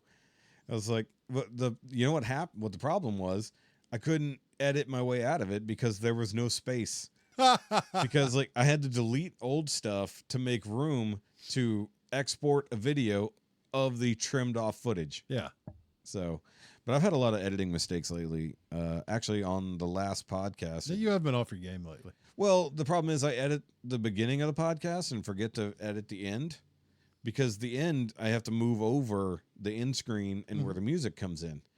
But the problem is sometimes that end screen gets separated from the music. So the end screen is like 20 minutes from the end and the music is where it's supposed to be. And I realized Oh, you silly. and I looked at the last episode. I'm like, hey, that's not supposed to be happening right now.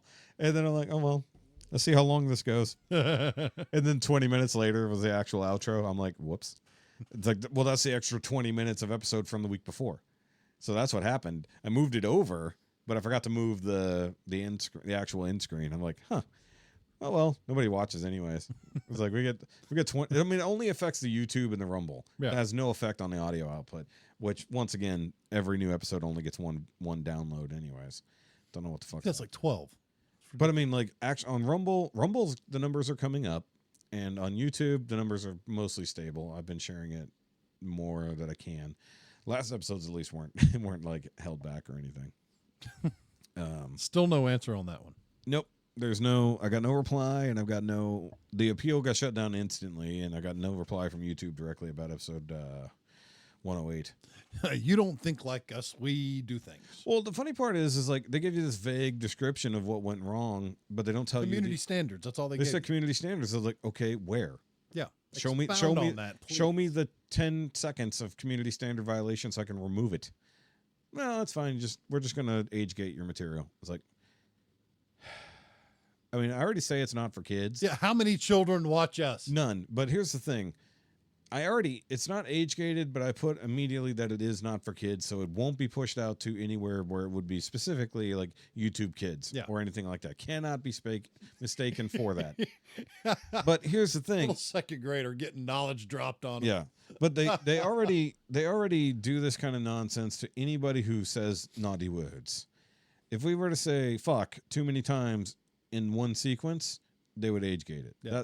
You can see this in Unsub, where like they'll say a whole bunch of cuss words, but they'll be very spread out, and then for no reason they start bleeping it after one. So somebody will say fuck, and then somebody else will say it several times, and then they'll bleep all of those. Really? Yeah. And because they learned this on one particular episode where a particular person said it like 17 times in a row. What, And just like machine gunning? machine gun. Okay. And like within a minute time, they said fuck like 17 times. So they age gated that episode. It's like me when I stub my toe. Yeah, literally. Damn. Well, at least we talked about the strike and mentioned Hurricane Helene. Like the thing is, I've been trying to check in with people I know who are over there, because I got Doodog in Georgia, I've got Ricky in April, specifically in Florida. There's some other people I know, but I don't have contact with them. I know that Tyler lives in somewhere between Virginia and North Carolina, somewhere in the Carolinas / Virginia region. I know he lives over there, and I know they were also battening down the hatch. But fuck, it hit like Appalachia. Like that's fucking nuts. Yeah, hurricane on a mountain. It fucking hit West Virginia. Like in the mountains, they're dealing with flooding. That, as bad as everything's over there, that would have been neat to see. No. Yeah. Nope. It's like an avalanche, but with water. Yeah. It's bad. I mean, they're on high ground, but the problem is with high ground, there's occasionally flat spots. And mudslides and everything. Mudslides are bad too. Yeah. So, although it would have been nice if it just affected a very specific city over there, one that's kind of swampish. Yeah. Yeah. Dragon. Yeah. I mean, that would have been great. I don't know. They shut down for a while. Clean the streets, you know? Yeah. I mean, the streets are okay. The inside buildings are the problems that probably need to be washed out a little bit, you know. I'm just saying. We just need to. It would be a shame if that particular swamp got very deep in water and they had to drain it. Yep. Yeah.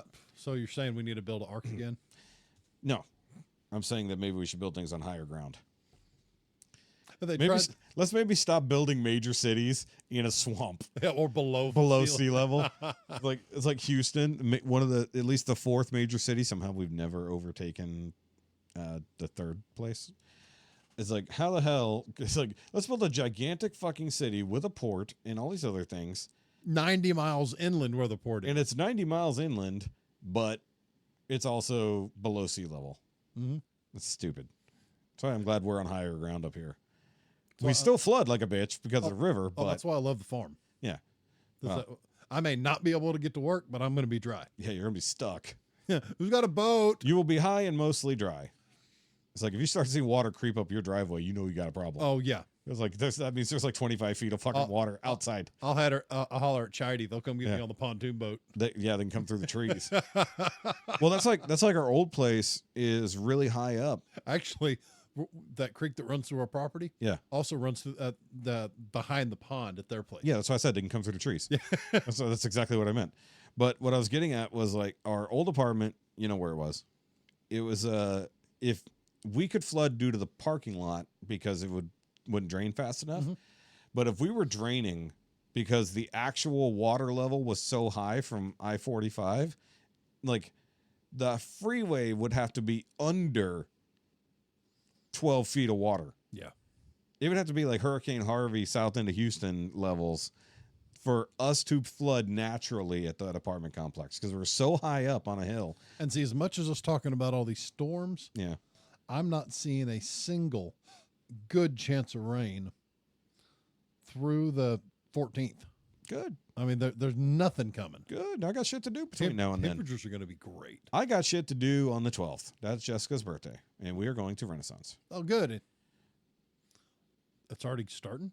Yeah, it starts the first week of October. Oh, crap. Cool. Well, I'm going in November. Yeah. We always go for her birthday because that's when I take vacation. And because we didn't get back a fuckload of money. I'm actually excited. I finally fit back into my kilt, so I'm ready to hit Renaissance. Yeah. No kilts. Yeah, I do kilts. No kilts. No peanut flopping. No cock be flopping. McFloppy cock. Cook flopping. Yeah. Well, so that's the dirty version of McLovin.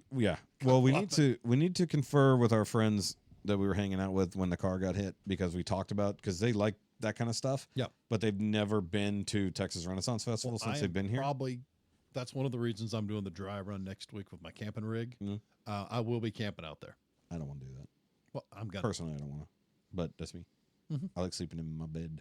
I have a nice big queen size Arup mattress. It's awesome. Yeah, so do we. But I don't want to sleep on it if I don't have to. Only thing I can't take my dogs out there camping. Yeah, that's unfortunate. Yeah, I know. But hopefully, Because it's not this weekend. It's the weekend after. Oh shit! I forgot. There is a. Are you not recording again? No. There's a church event that I was gonna bring up to you, but now I realize I'm working. Yeah, it's this weekend. So Saturday. It's Saturday, and I Saturday. I didn't get a chance. Can you Saturday afternoon? Until 7. Yeah. Okay, I'll confer the details tonight with Andre because it's called Beast Feast. It's like a huge deal that they put on, and I can make an appearance at least. it's all the way out in Tomball. Yeah, never mind. Yeah, but they're doing up a whole pig. Oh, I love pig bacons. They're doing up a whole pig. They're cooking up all kinds of different stuff.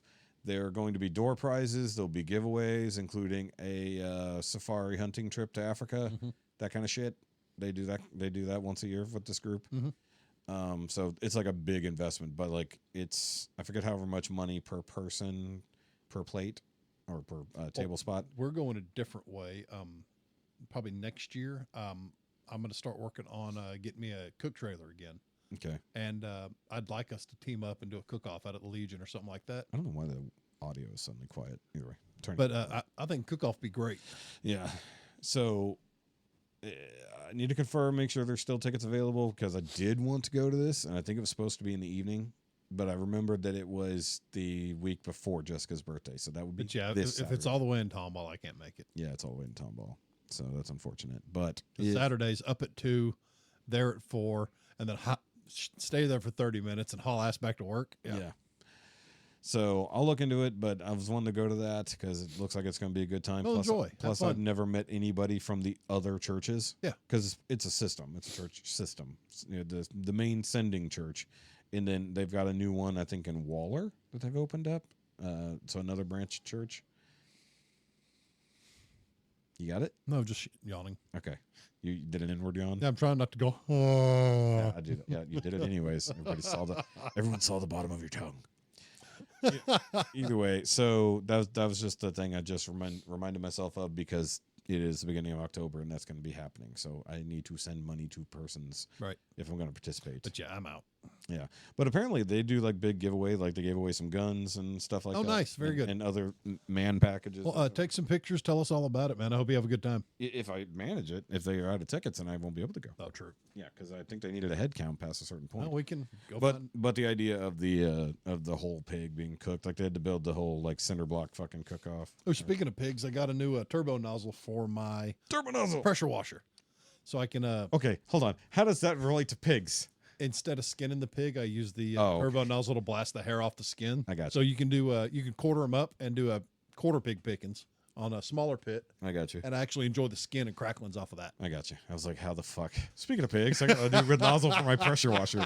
I was like, wow, that's a hell of a segue. I was like, I thought I was good at random segues. Hey, I brought it back. Hey, look, at least the really bad segue I did earlier was not recorded. Yeah. So It's when you fell off of? Yeah. Yes, exactly.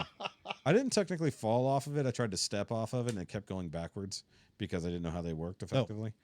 And I mean, it was a free trial of a Segway down in Galveston. See, I've been wanting to try one of those one wheels. I want to try one wheel too, because I feel like I could do that better. Fat guy one wheels. They have that's what the XLs are for.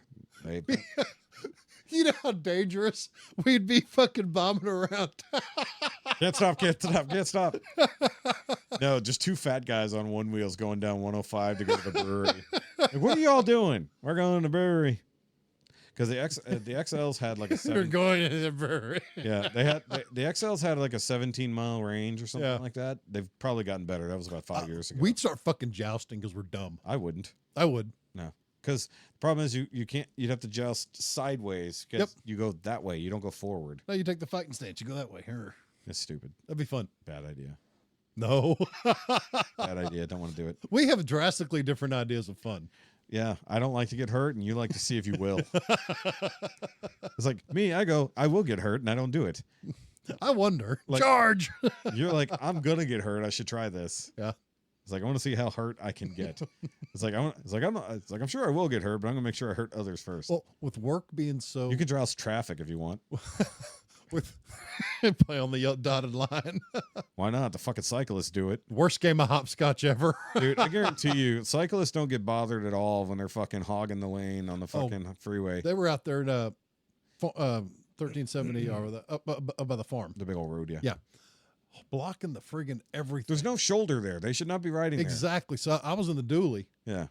Yeah. Floored it by him, and I didn't mean to. Yeah. But You I smogged rolled him out pole like a a dickhead. motherfucker, and Luke was behind me going. Dude, I fucking hate him. I got stuck behind a group of them. Leave your child's Yeah. toy in the neighborhood. Dude, I got stuck behind a group of them in a fucking neighborhood. And I'm sorry, it wasn't a neighborhood. It was Honey Egypt. And there's no shoulder. Oh gosh. And I'm like, and it was the curvy part. I'm like, damn it, I can't fucking pass these dickheads because I can't go around the corners. It's like, because I'm not stupid enough to pass blindly into a fucking curve. Yeah. It's like, I don't do that. I ain't stupid. I ain't in a hurry. I've seen other people do it. I had to wait behind a tractor the other day. Same Yeah, thing. Well, at least tractors have the right of way on certain roads. Cyclists don't have the right of way anywhere on a major road. Nope. Fuck them. I don't care. I fucking hate them. Oh, I told you See, the story. that's why you don't need a right-hand drive car, especially a beater right-hand drive. Well, these speed bumps are funny. No, hell no. You be throwing the door at them. No, I like the door. I just have a fucking bat. Boop, boop, boop, boop, boop. Just a squeaky bat. It'd be like a James Bond car. Something fucking extends from the wheel. No, because so the same. I told you about my encounter with them a few months ago. I think so. Yeah, where they fucking harassed me and blocked me in traffic. Oh, that's where you get off, start stomping. Well, there's a very large group of them. There wasn't going to be much stomping. Although it was in an incredibly large vehicle that it should not have been in the way of. However, I saw the same exact fucking leader douche nozzle. The same fucking dude. And I'm just like, I've passed him up and I'm like, that motherfucker. No, you take out the one beacon, the rest of them go away. You feel like they're all just going to follow him into the ditch? It's like lemmings. Follow the leader. He went in the ditch. So I'm guessing you like those bicycle race videos where one person crashes and everybody behind them just levels out. Only if they're douchebags. If they're not douchebags, they don't deserve it. It's like, I don't believe they're all douchebags, but I believe there are plenty of douchebags. If the same leader is doing the same things on different roads and causing problems for traffic, he needs to be dealt with. Yeah. Legally. As in, he's breaking the law, he should be held accountable legally for breaking the law. There are laws regarding these fucktards, and they turn it back on automobile operators. See, once again, the reason I work night shift, I don't have to fuck with them. You would hope not. No. But also, they're not riding around your parking lot. Yeah, true. The cyclists do not come to your parking lot to aggress you. That's a bad day. Yeah. Come to my parking They're lot. just circling. God damn it! Like, what are those videos with Why are you here? with the turkey? How did you get in the gate? The ducks that circle the turkeys that circle the dead animals? Oh yeah, I've seen that. That's fucking weird. That's fucking weird when turkeys will do that shit. Yeah. They're stupid though. Turkeys are very stupid. They're delicious though. They're very stupid.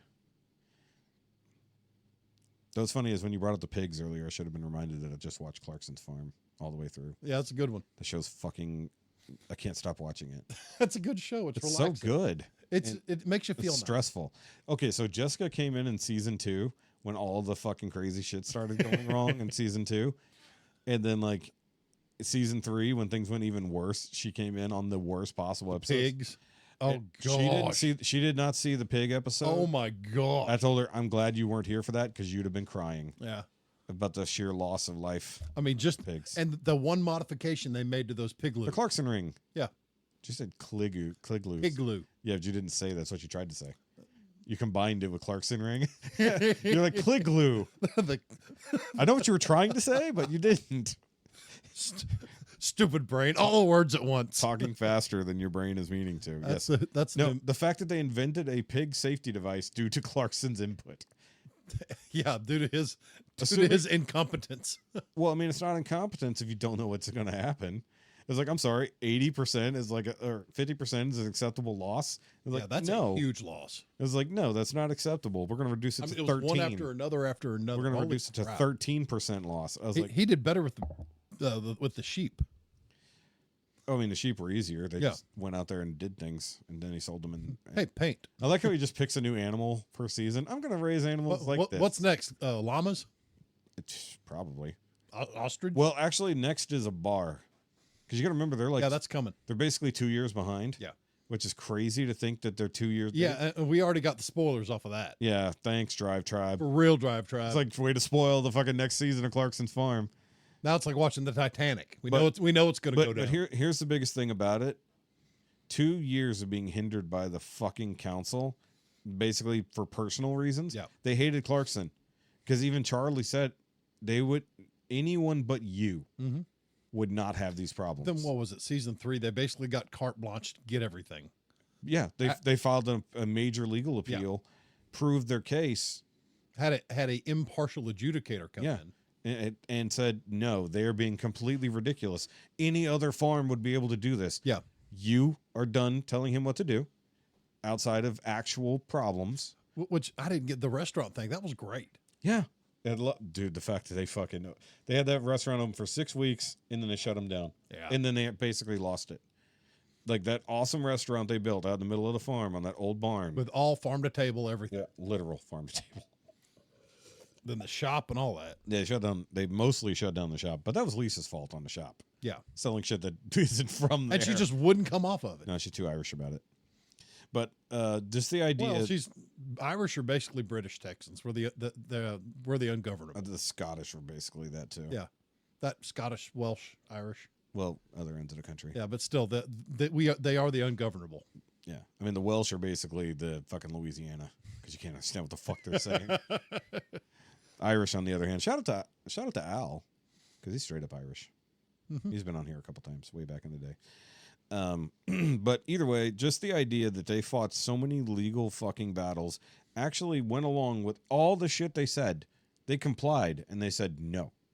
It's like, no, fuck you. It's literally, I forgot who it was that said we should just do it anyway because anyone else would. Yeah. Any other farm would be allowed to do what we're doing because we're within our rights to do it. But this council is telling us no and telling us we have to stop.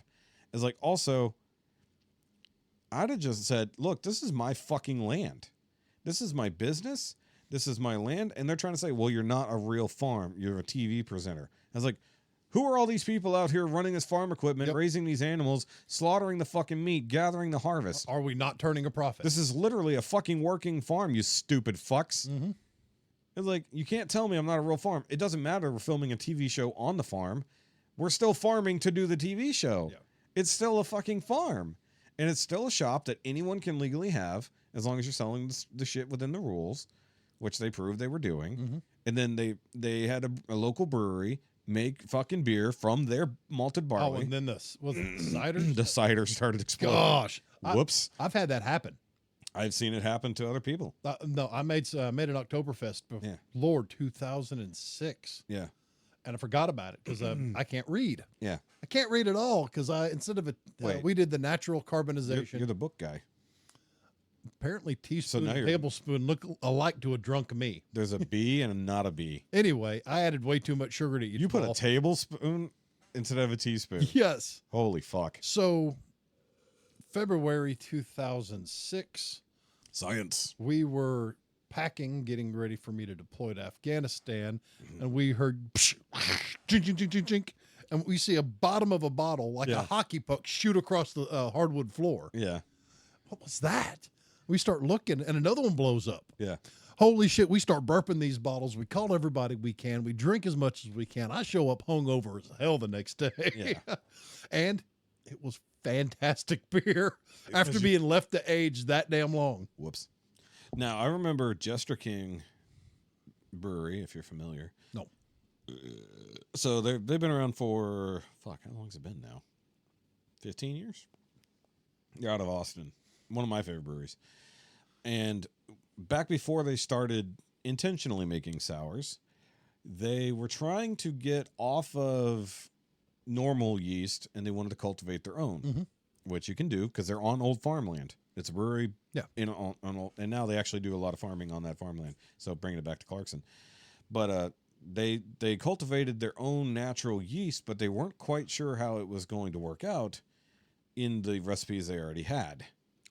How did they cultivate the yeast? Were they using agar plates and stuff like that for cultures or what? I don't know how they initially started it. Eventually, they started doing a cool ship. Okay. Open fermentation, for those who have no idea what I'm talking about. Basically, they put the vat of beer open in a giant trough, open to the air inside the building for however many hours. So it's getting the natural yeast that's just floating about the air from the plants, the animals, everything. And then they pump it out of that thingy, and then they start doing whatever. Then they eventually cultivated the yeast itself so they could just purposely do it instead of going for accidental fermentation, just see what the fuck happens. But the first time around, it was completely accidental. They called it a contamination or an infection in their thing, which is still entirely possible. Whoops, we left a couple of the things open we weren't supposed to. Accidentally got some yeast in there that wasn't supposed to be doing its job, and they had some bottles exploding on people. Not to the level of this cider was doing, but there was a lot of in-bottle fermentation happening, and it was not supposed to be. So there were bottles that people tried to open, and they exploded on the countertop. Oh, wow. Things like that. You go to pop it, and it just erupts. Cigar City had the same problem with a few of their beers way back in like 2010. Where there was a lot of in-bottle fermentation where people I forgot exactly which beer it was. There was a very particular, it was their, it was a cucumber sour. The 90% of the work in brewing anything is sterilize. I mean, that is the key thing you're doing everywhere on everything. Yeah. And one little slip in judgment, one misstep, you can screw up your whole batch. Yeah. But if you don't clean your fresh bottles well enough, you don't nitrogen purge it beforehand or whatever to kill off anything in the bottle. Make sure there's nothing in the bottle before you put it in there.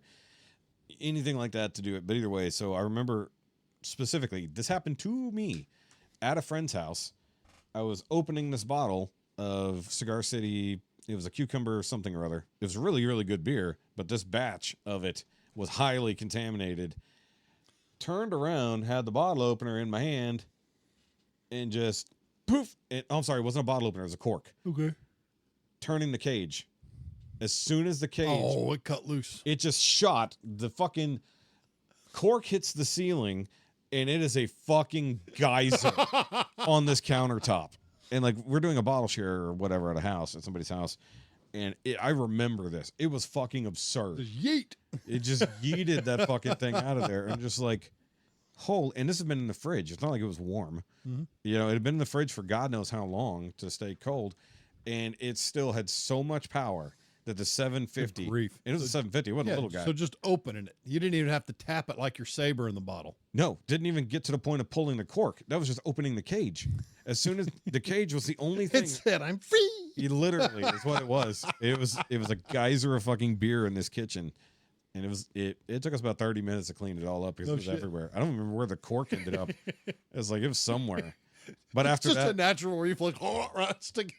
Try to catch it. No, it was get the fuck away from it is what it was. And after that, any bottles we had from that Opened brewery, outside. we opened them in the sink. Yeah. And like with a fucking towel over the top just in case. But that was a particular run though. That was pretty bad. But on top of that, today I watched the second episode of The Penguin. The penguin. The Penguin. Penling. So the spinoff of The Batman, which I was watching before you came over, so I wanted to rewatch the movie just because it's a good fucking movie. I suggest anybody watching it other than my friend Tim, who fucking hates that movie for some reason. I think it's a great movie. It's very long. It's 3 fucking hours, but it's a good movie. And then now we have a spinoff directly after that where it's following the Penguin, setting up his crime syndicate, basically playing 2 different sides. Basically, it's Game of Thrones Gotham edition. So if you like the scheming and the mafia kind of stuff, if you're if you're remotely interested in that, I don't do the mafia thing at all. I like Just not a fan. stuff. I like it. It's fine. I like the way they talk. Does that count? Yes. So this is they I found out today watching the post episode breakdown, and a change from the comics. The one of the crime families isn't straight up Italian, so it's not just 2 different Italian crime families like they usually do. Mm-hmm. The leader is Italian, but he married a Middle Eastern woman, and now it's a Persian gang, effectively. Okay. So while the head of it is Italian, he's in jail from what happened in the movie. And then his family and the gang now running it is a spinoff from her family, All right. not his. So it's actually interesting dynamic because you get multicultural backgrounds into it. So it's not just Italians shooting Italians because whoop-de-doo. You know, you actually would have a reason for these gangs to really be at each other's throat because they're trying to compete for the same thing, but they also have the cultural differences, not just the same bullshit we always see. Right. So, I mean, it's a welcome change versus like, you know, sex swap or gender swapping a character because whatever reason, you know, just making a slightly different, because when his wife started talking, I'm like, okay, I know this actress. I was like, what is this accent? You know, I was like, and then when they broke it down, and it was like, that makes so much sense because you see all of the people that are working for him, his underlings. And I was like, none of these dudes look Italian compared to the actual Italian family. Yeah. So they didn't say it out loud. You know, they said it in the breakdown of the episode, you know, where they're talking to everybody. I was like, I like that they didn't have to say, man, you know, we hate these guys because, you know, he went from being Italian to marrying off this woman and all this other stuff. And now he's subbed out. They didn't break it down for you in the episode. Okay. They didn't make a thing about it. It just is. So I was like, that's the way it should fucking be. If you're going to make a change, don't point at it. Just let it be. You know, if you want to make a character gay, the character's just gay. You don't have to make a whole thing about the being gay. Right. You know, just that's the character. Whoop-de-fucking-do. You don't have to point at it to make it a part of a thing. And I think that's the difference between other TV shows where a major change has to be the central note. The one note character is the change, right? Like, hey, this character is now bisexual. That's all that character is now. Forget the fact they could have actual. And so many shows have done that. It's so stupid and it's irritating. And they make it all about a that. show I'm trying to watch through the 911 Rescue and Rescue 911 Lone Star. Yeah. They push that woke agenda so much that if it wasn't for them trying to send their rhetoric, Yeah. it'd be a fantastic show. Mm-hmm. And What's weird, the one set in LA is less woke than the one in Austin. That's because it was first. Yeah. Yeah. Beforehand. Yeah. It existed before. But I'm still enjoying some of them, but you know, after a while you run out of shit to watch. So you have to try to watch new stuff. Well, that and these shows all. I mean, I can only watch Blazing Saddles, El Dorado, and Rio Bravo so many times. We missed Blazing Saddles in theaters. And Murder by Death. That's one of my go-tos. Murder by Death. It's if you like stupid old comedy where comedians knew how to be funny without being dirty, it's Peter Falk, Peter Sellers, a few others. They're fantastic. It's a cliche on the old detective novels. Gotcha. And it's a comedy and all that. It's a lot of fun. You need to take a drink. Your voice is getting cracky. Yeah, a little bit. Yeah, you got a lot of vocal fry happening. Take a drink. It's like I've never heard your voice sound so rough. Take a drink. But no, my best earn friend more and pee. My best friend and I, that's our favorite movie. We quote it constantly. Yeah. So many good one-liners. Murder by Death. Yeah. Oh. So it's old, but Yeah. funnier and shit. Jessica watched the Scott Peterson thing that was on Netflix. She said it was actually really good, really informative. Really? Yeah. Because, I mean, there's some reenactment, and the rest of it is documentary style. Okay. So it was pretty interesting. But she keeps watching this. She watched the movie about the Menendez brothers the other day. I see. Yeah, I was like, yeah, good. She's learning about murder again. It's like, can we go back to fantasy, please, instead of just her learning how to bury a body? I'm getting. Why do women like guys get interested in like What, like stuff about heroes? Mighty Car Mods or stuff like that? Yeah. Oh, I did watch the new episode where they are working on their new vehicle. See, I'm so behind. I need to catch You need to get back. You need to get back into it. But yeah, women they watch like medical dramas. I like medical dramas. House was one of my absolute favorites. That's different though. It's And not I Grey's got Anatomy. through 2 or 3 seasons of The Good Doctor till they went woke. I thought it was okay. I'm just like, I just couldn't take. I mean, that was more the same every week than any other show Yeah. that started. It's like, which way is he going to savant his way out of this? You know, I've been watching Law and Order Special Victims Unit. I started back from their 2009 episode or 2004 Okay. season when they started, or 3. Shit, no, 1999. That's when the first one came on. I started back from the middle. I mean, the beginning.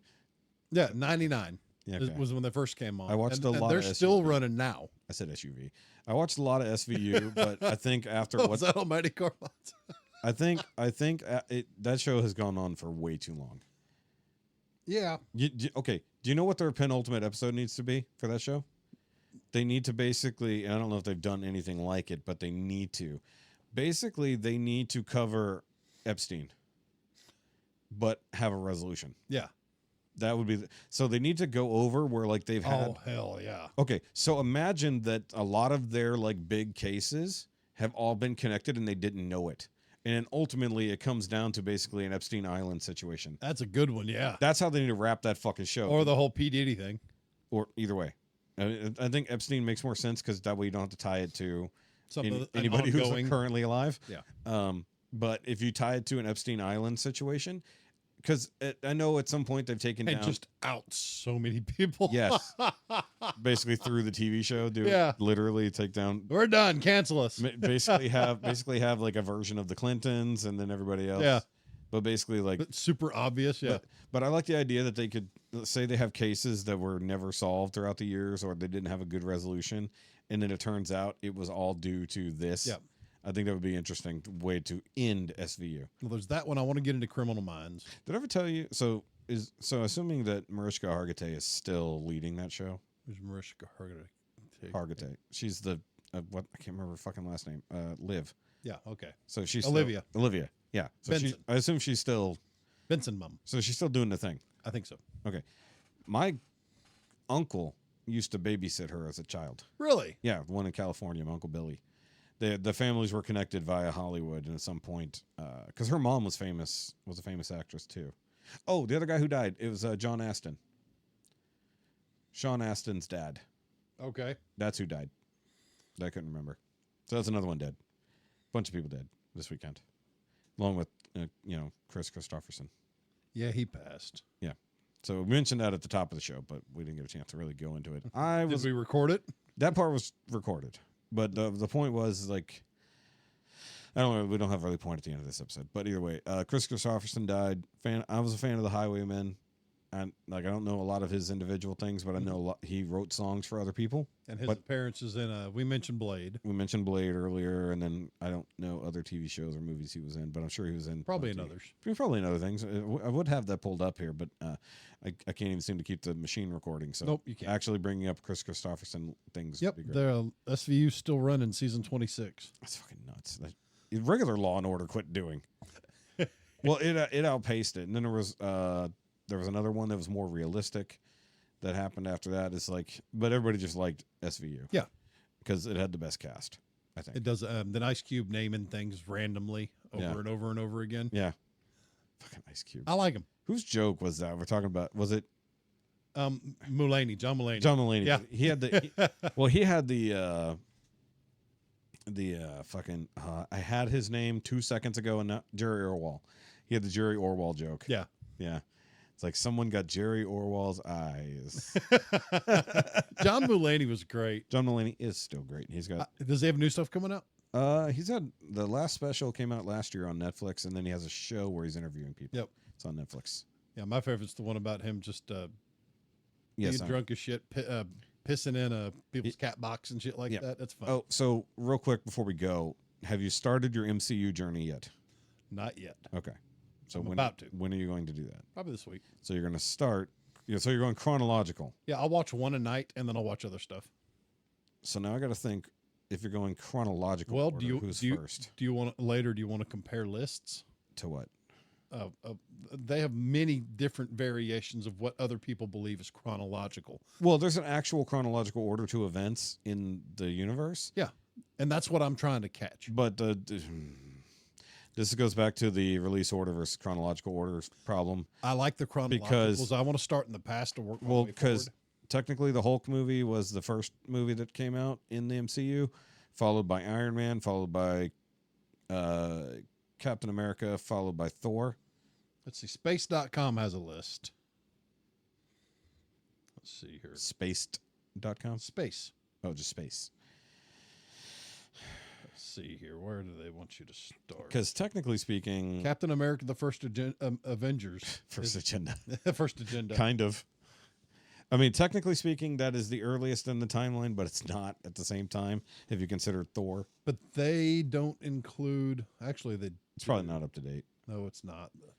They do the Eternals. Or That one's weird because time travel. but they don't have the Loki and any of the other stuff in there. They don't have the TV shows. No. Because some of the TV shows don't count. Some of them do. Well, actually, any of the Disney Plus shows are absolutely canon. The Netflix shows are extra canon, and Agents of S.H.I.E.L.D. is now extra canon in the multiverse. Yeah, I'll find a list I like and run with it. So I am looking forward to watching Loki. I've seen some clips out of there, and it looks really entertaining. There's honestly, at some point, there's no reason to not do chronological order. The chronological order only matters in the first 5 movies. Yeah. So there's almost no reason to watch them out of order. No, I'm still going to find. I mean, you might as well just watch them in release order because that makes more sense movie-wise. Okay. So Hulk takes place before Iron Man, but then the next movie, got... But chronologically, Captain America takes place before all of it. But it really doesn't matter because Captain America ends with the chunk of Avengers. Oh, well. So here's the problem. The post-credit scenes of Captain America is in Avengers. That's why it goes that way. So that's one reason, because a lot of the stingers in post-credit scenes apply to the next movie, not to anything else. So that's why I say, like, the only reason to watch it out of order at all is to just get Captain America first when he wasn't first. Yeah. Because Iron Man was the first movie, then they put Hulk back in because Tony Stark is in the stinger of that. Like I said, I'm going to do my research.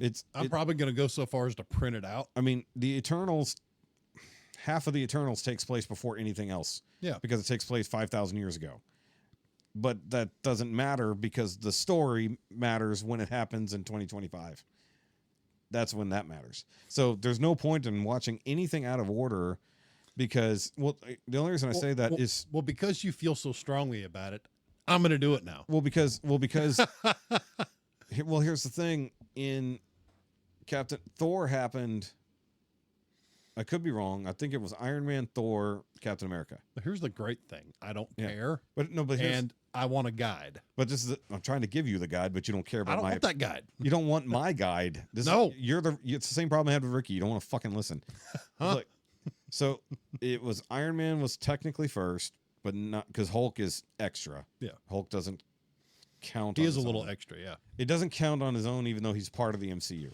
But you also get Tony Stark as a cameo in Hulk, so it's fucking annoying.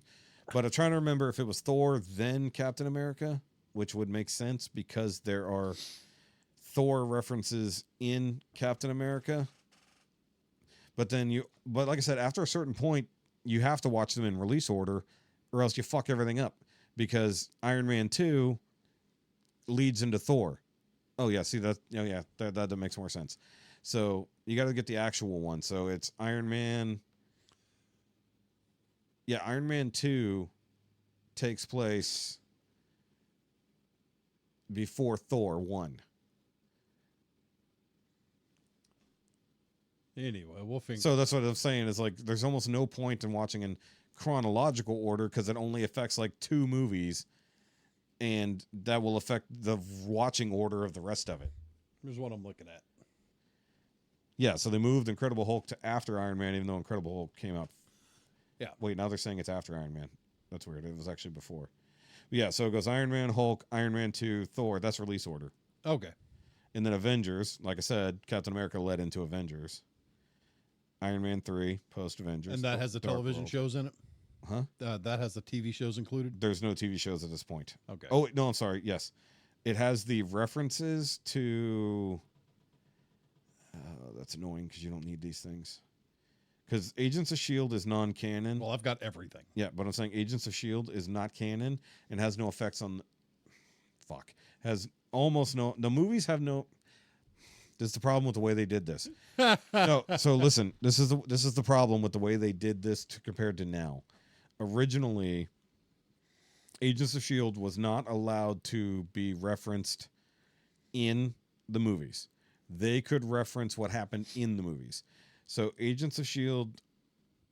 season 1 partially takes place after Thor: The Dark World, because they reference the events of that. It also references the events in New York, the aftermath of the attack of New York, battle of all that stuff, and then they kept referencing the movies. They even set up, I forgot the end of season 3, question mark? I'm sure this will tell me. Lead into, okay, this puts Guardians. Okay, so yeah, this is in order. So will that be a decent guide? Yeah, but you don't, like I said, but here's the thing, the Netflix stuff, which this does include, Yeah. has no bearing on the movies. That's fine. At all. You can watch them if you want. And they're not bad, but they have zero effect on anything in the main movie. Hold on, I'm looking at what they actually have here. Okay, so I was right, Agents of S.H.I.E.L.D. season 3, because that leads into the events of Captain America Civil War. All right, then I'll print that out later. And Age of Ultron. Wait, is that right? Yeah, okay. That's weird. Because some of these, I forget the years that they came out. Whoop, I didn't mean to click on that. Okay. Guardians 2, Spider-Man. I think that makes sense. Hey, stop that. Because Spider-Man came out post-Civil War, because Civil War was Spider-Man's debut. Thor Ragnarok has zero... See, some of them have zero effect on the rest of the universe. But it's just kind of... I know, but like... All I need is a guide. I don't care about story. I don't care about anything. Well, the story... I just want a guide. Well, considering it's one overarching story, you have to care about story. Will that get me there? Yeah, because effectively this is release order. Then happy. Like I said, this has nothing to do with chronological order. This is release order. Okay.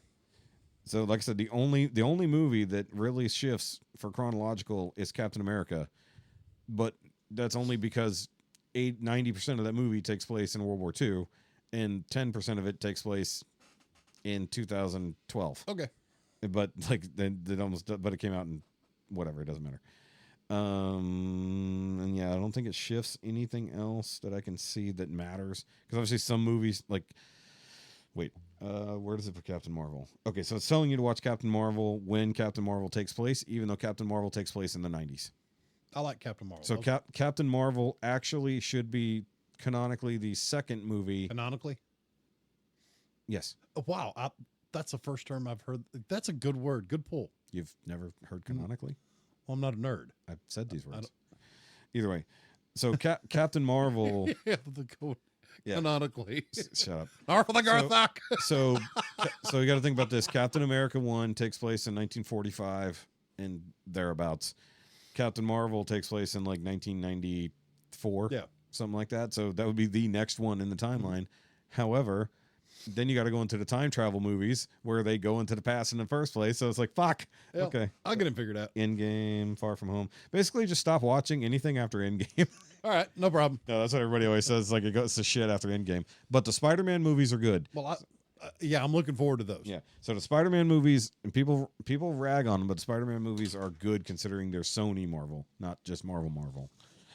Not Disney Marvel, the Sony Marvel. That's a problem. And like I said, when the TV department and the movie department were purposely made separate, that's why the old TV stuff isn't canon anymore.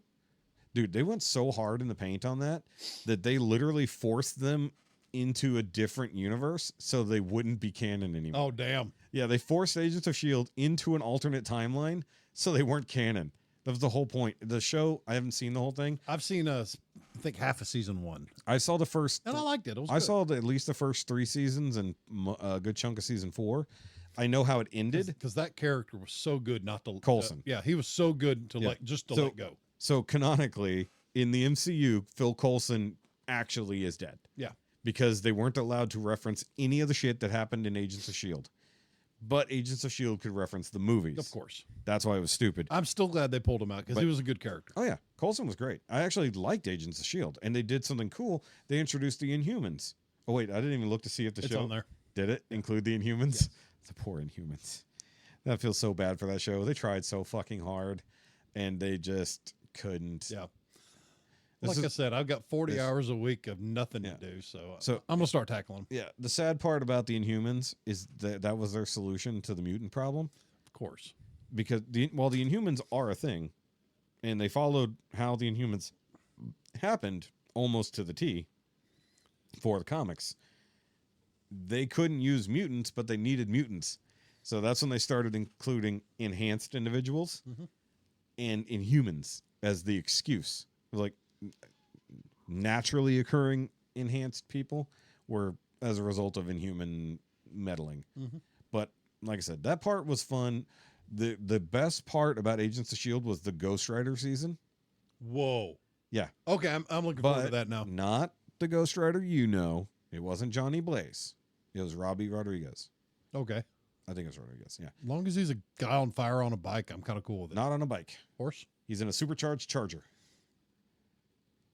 So Ghost Rider meets Death Proof. Gotcha. Yes. Dude, seriously though, like his Charger is fucking awesome. And they actually go like really hard into the Ghost Rider mythos for it. They do have a Johnny Blaze cameo. Spoilers. They don't name him, but they show him. So he basically curses Robbie to become the next Ghost Rider. Is that one of the reasons they did the cameo in the third Deadpool movie? What do you mean? Wasn't Johnny Blaze there as an event? No. Johnny Storm. Johnny Storm. Johnny Blaze was, There we go. yeah. 2 different guys on fire with very similar names. Blaze, Storm. Yeah, no. But no, That still fucking skinned him. That was sick. eviscerated that poor fuck. I've got that one on the. Flayed him alive. I got that on the hard drive as well. Okay, so I just realized what time it is, and the wifey will be calling any minute now. Ready? Yep. So we shall go ahead and go and do the thing. Like, subscribe, all the stuff. Right into the show. Message Facebook, all the stuff. Okay, bye. Bye.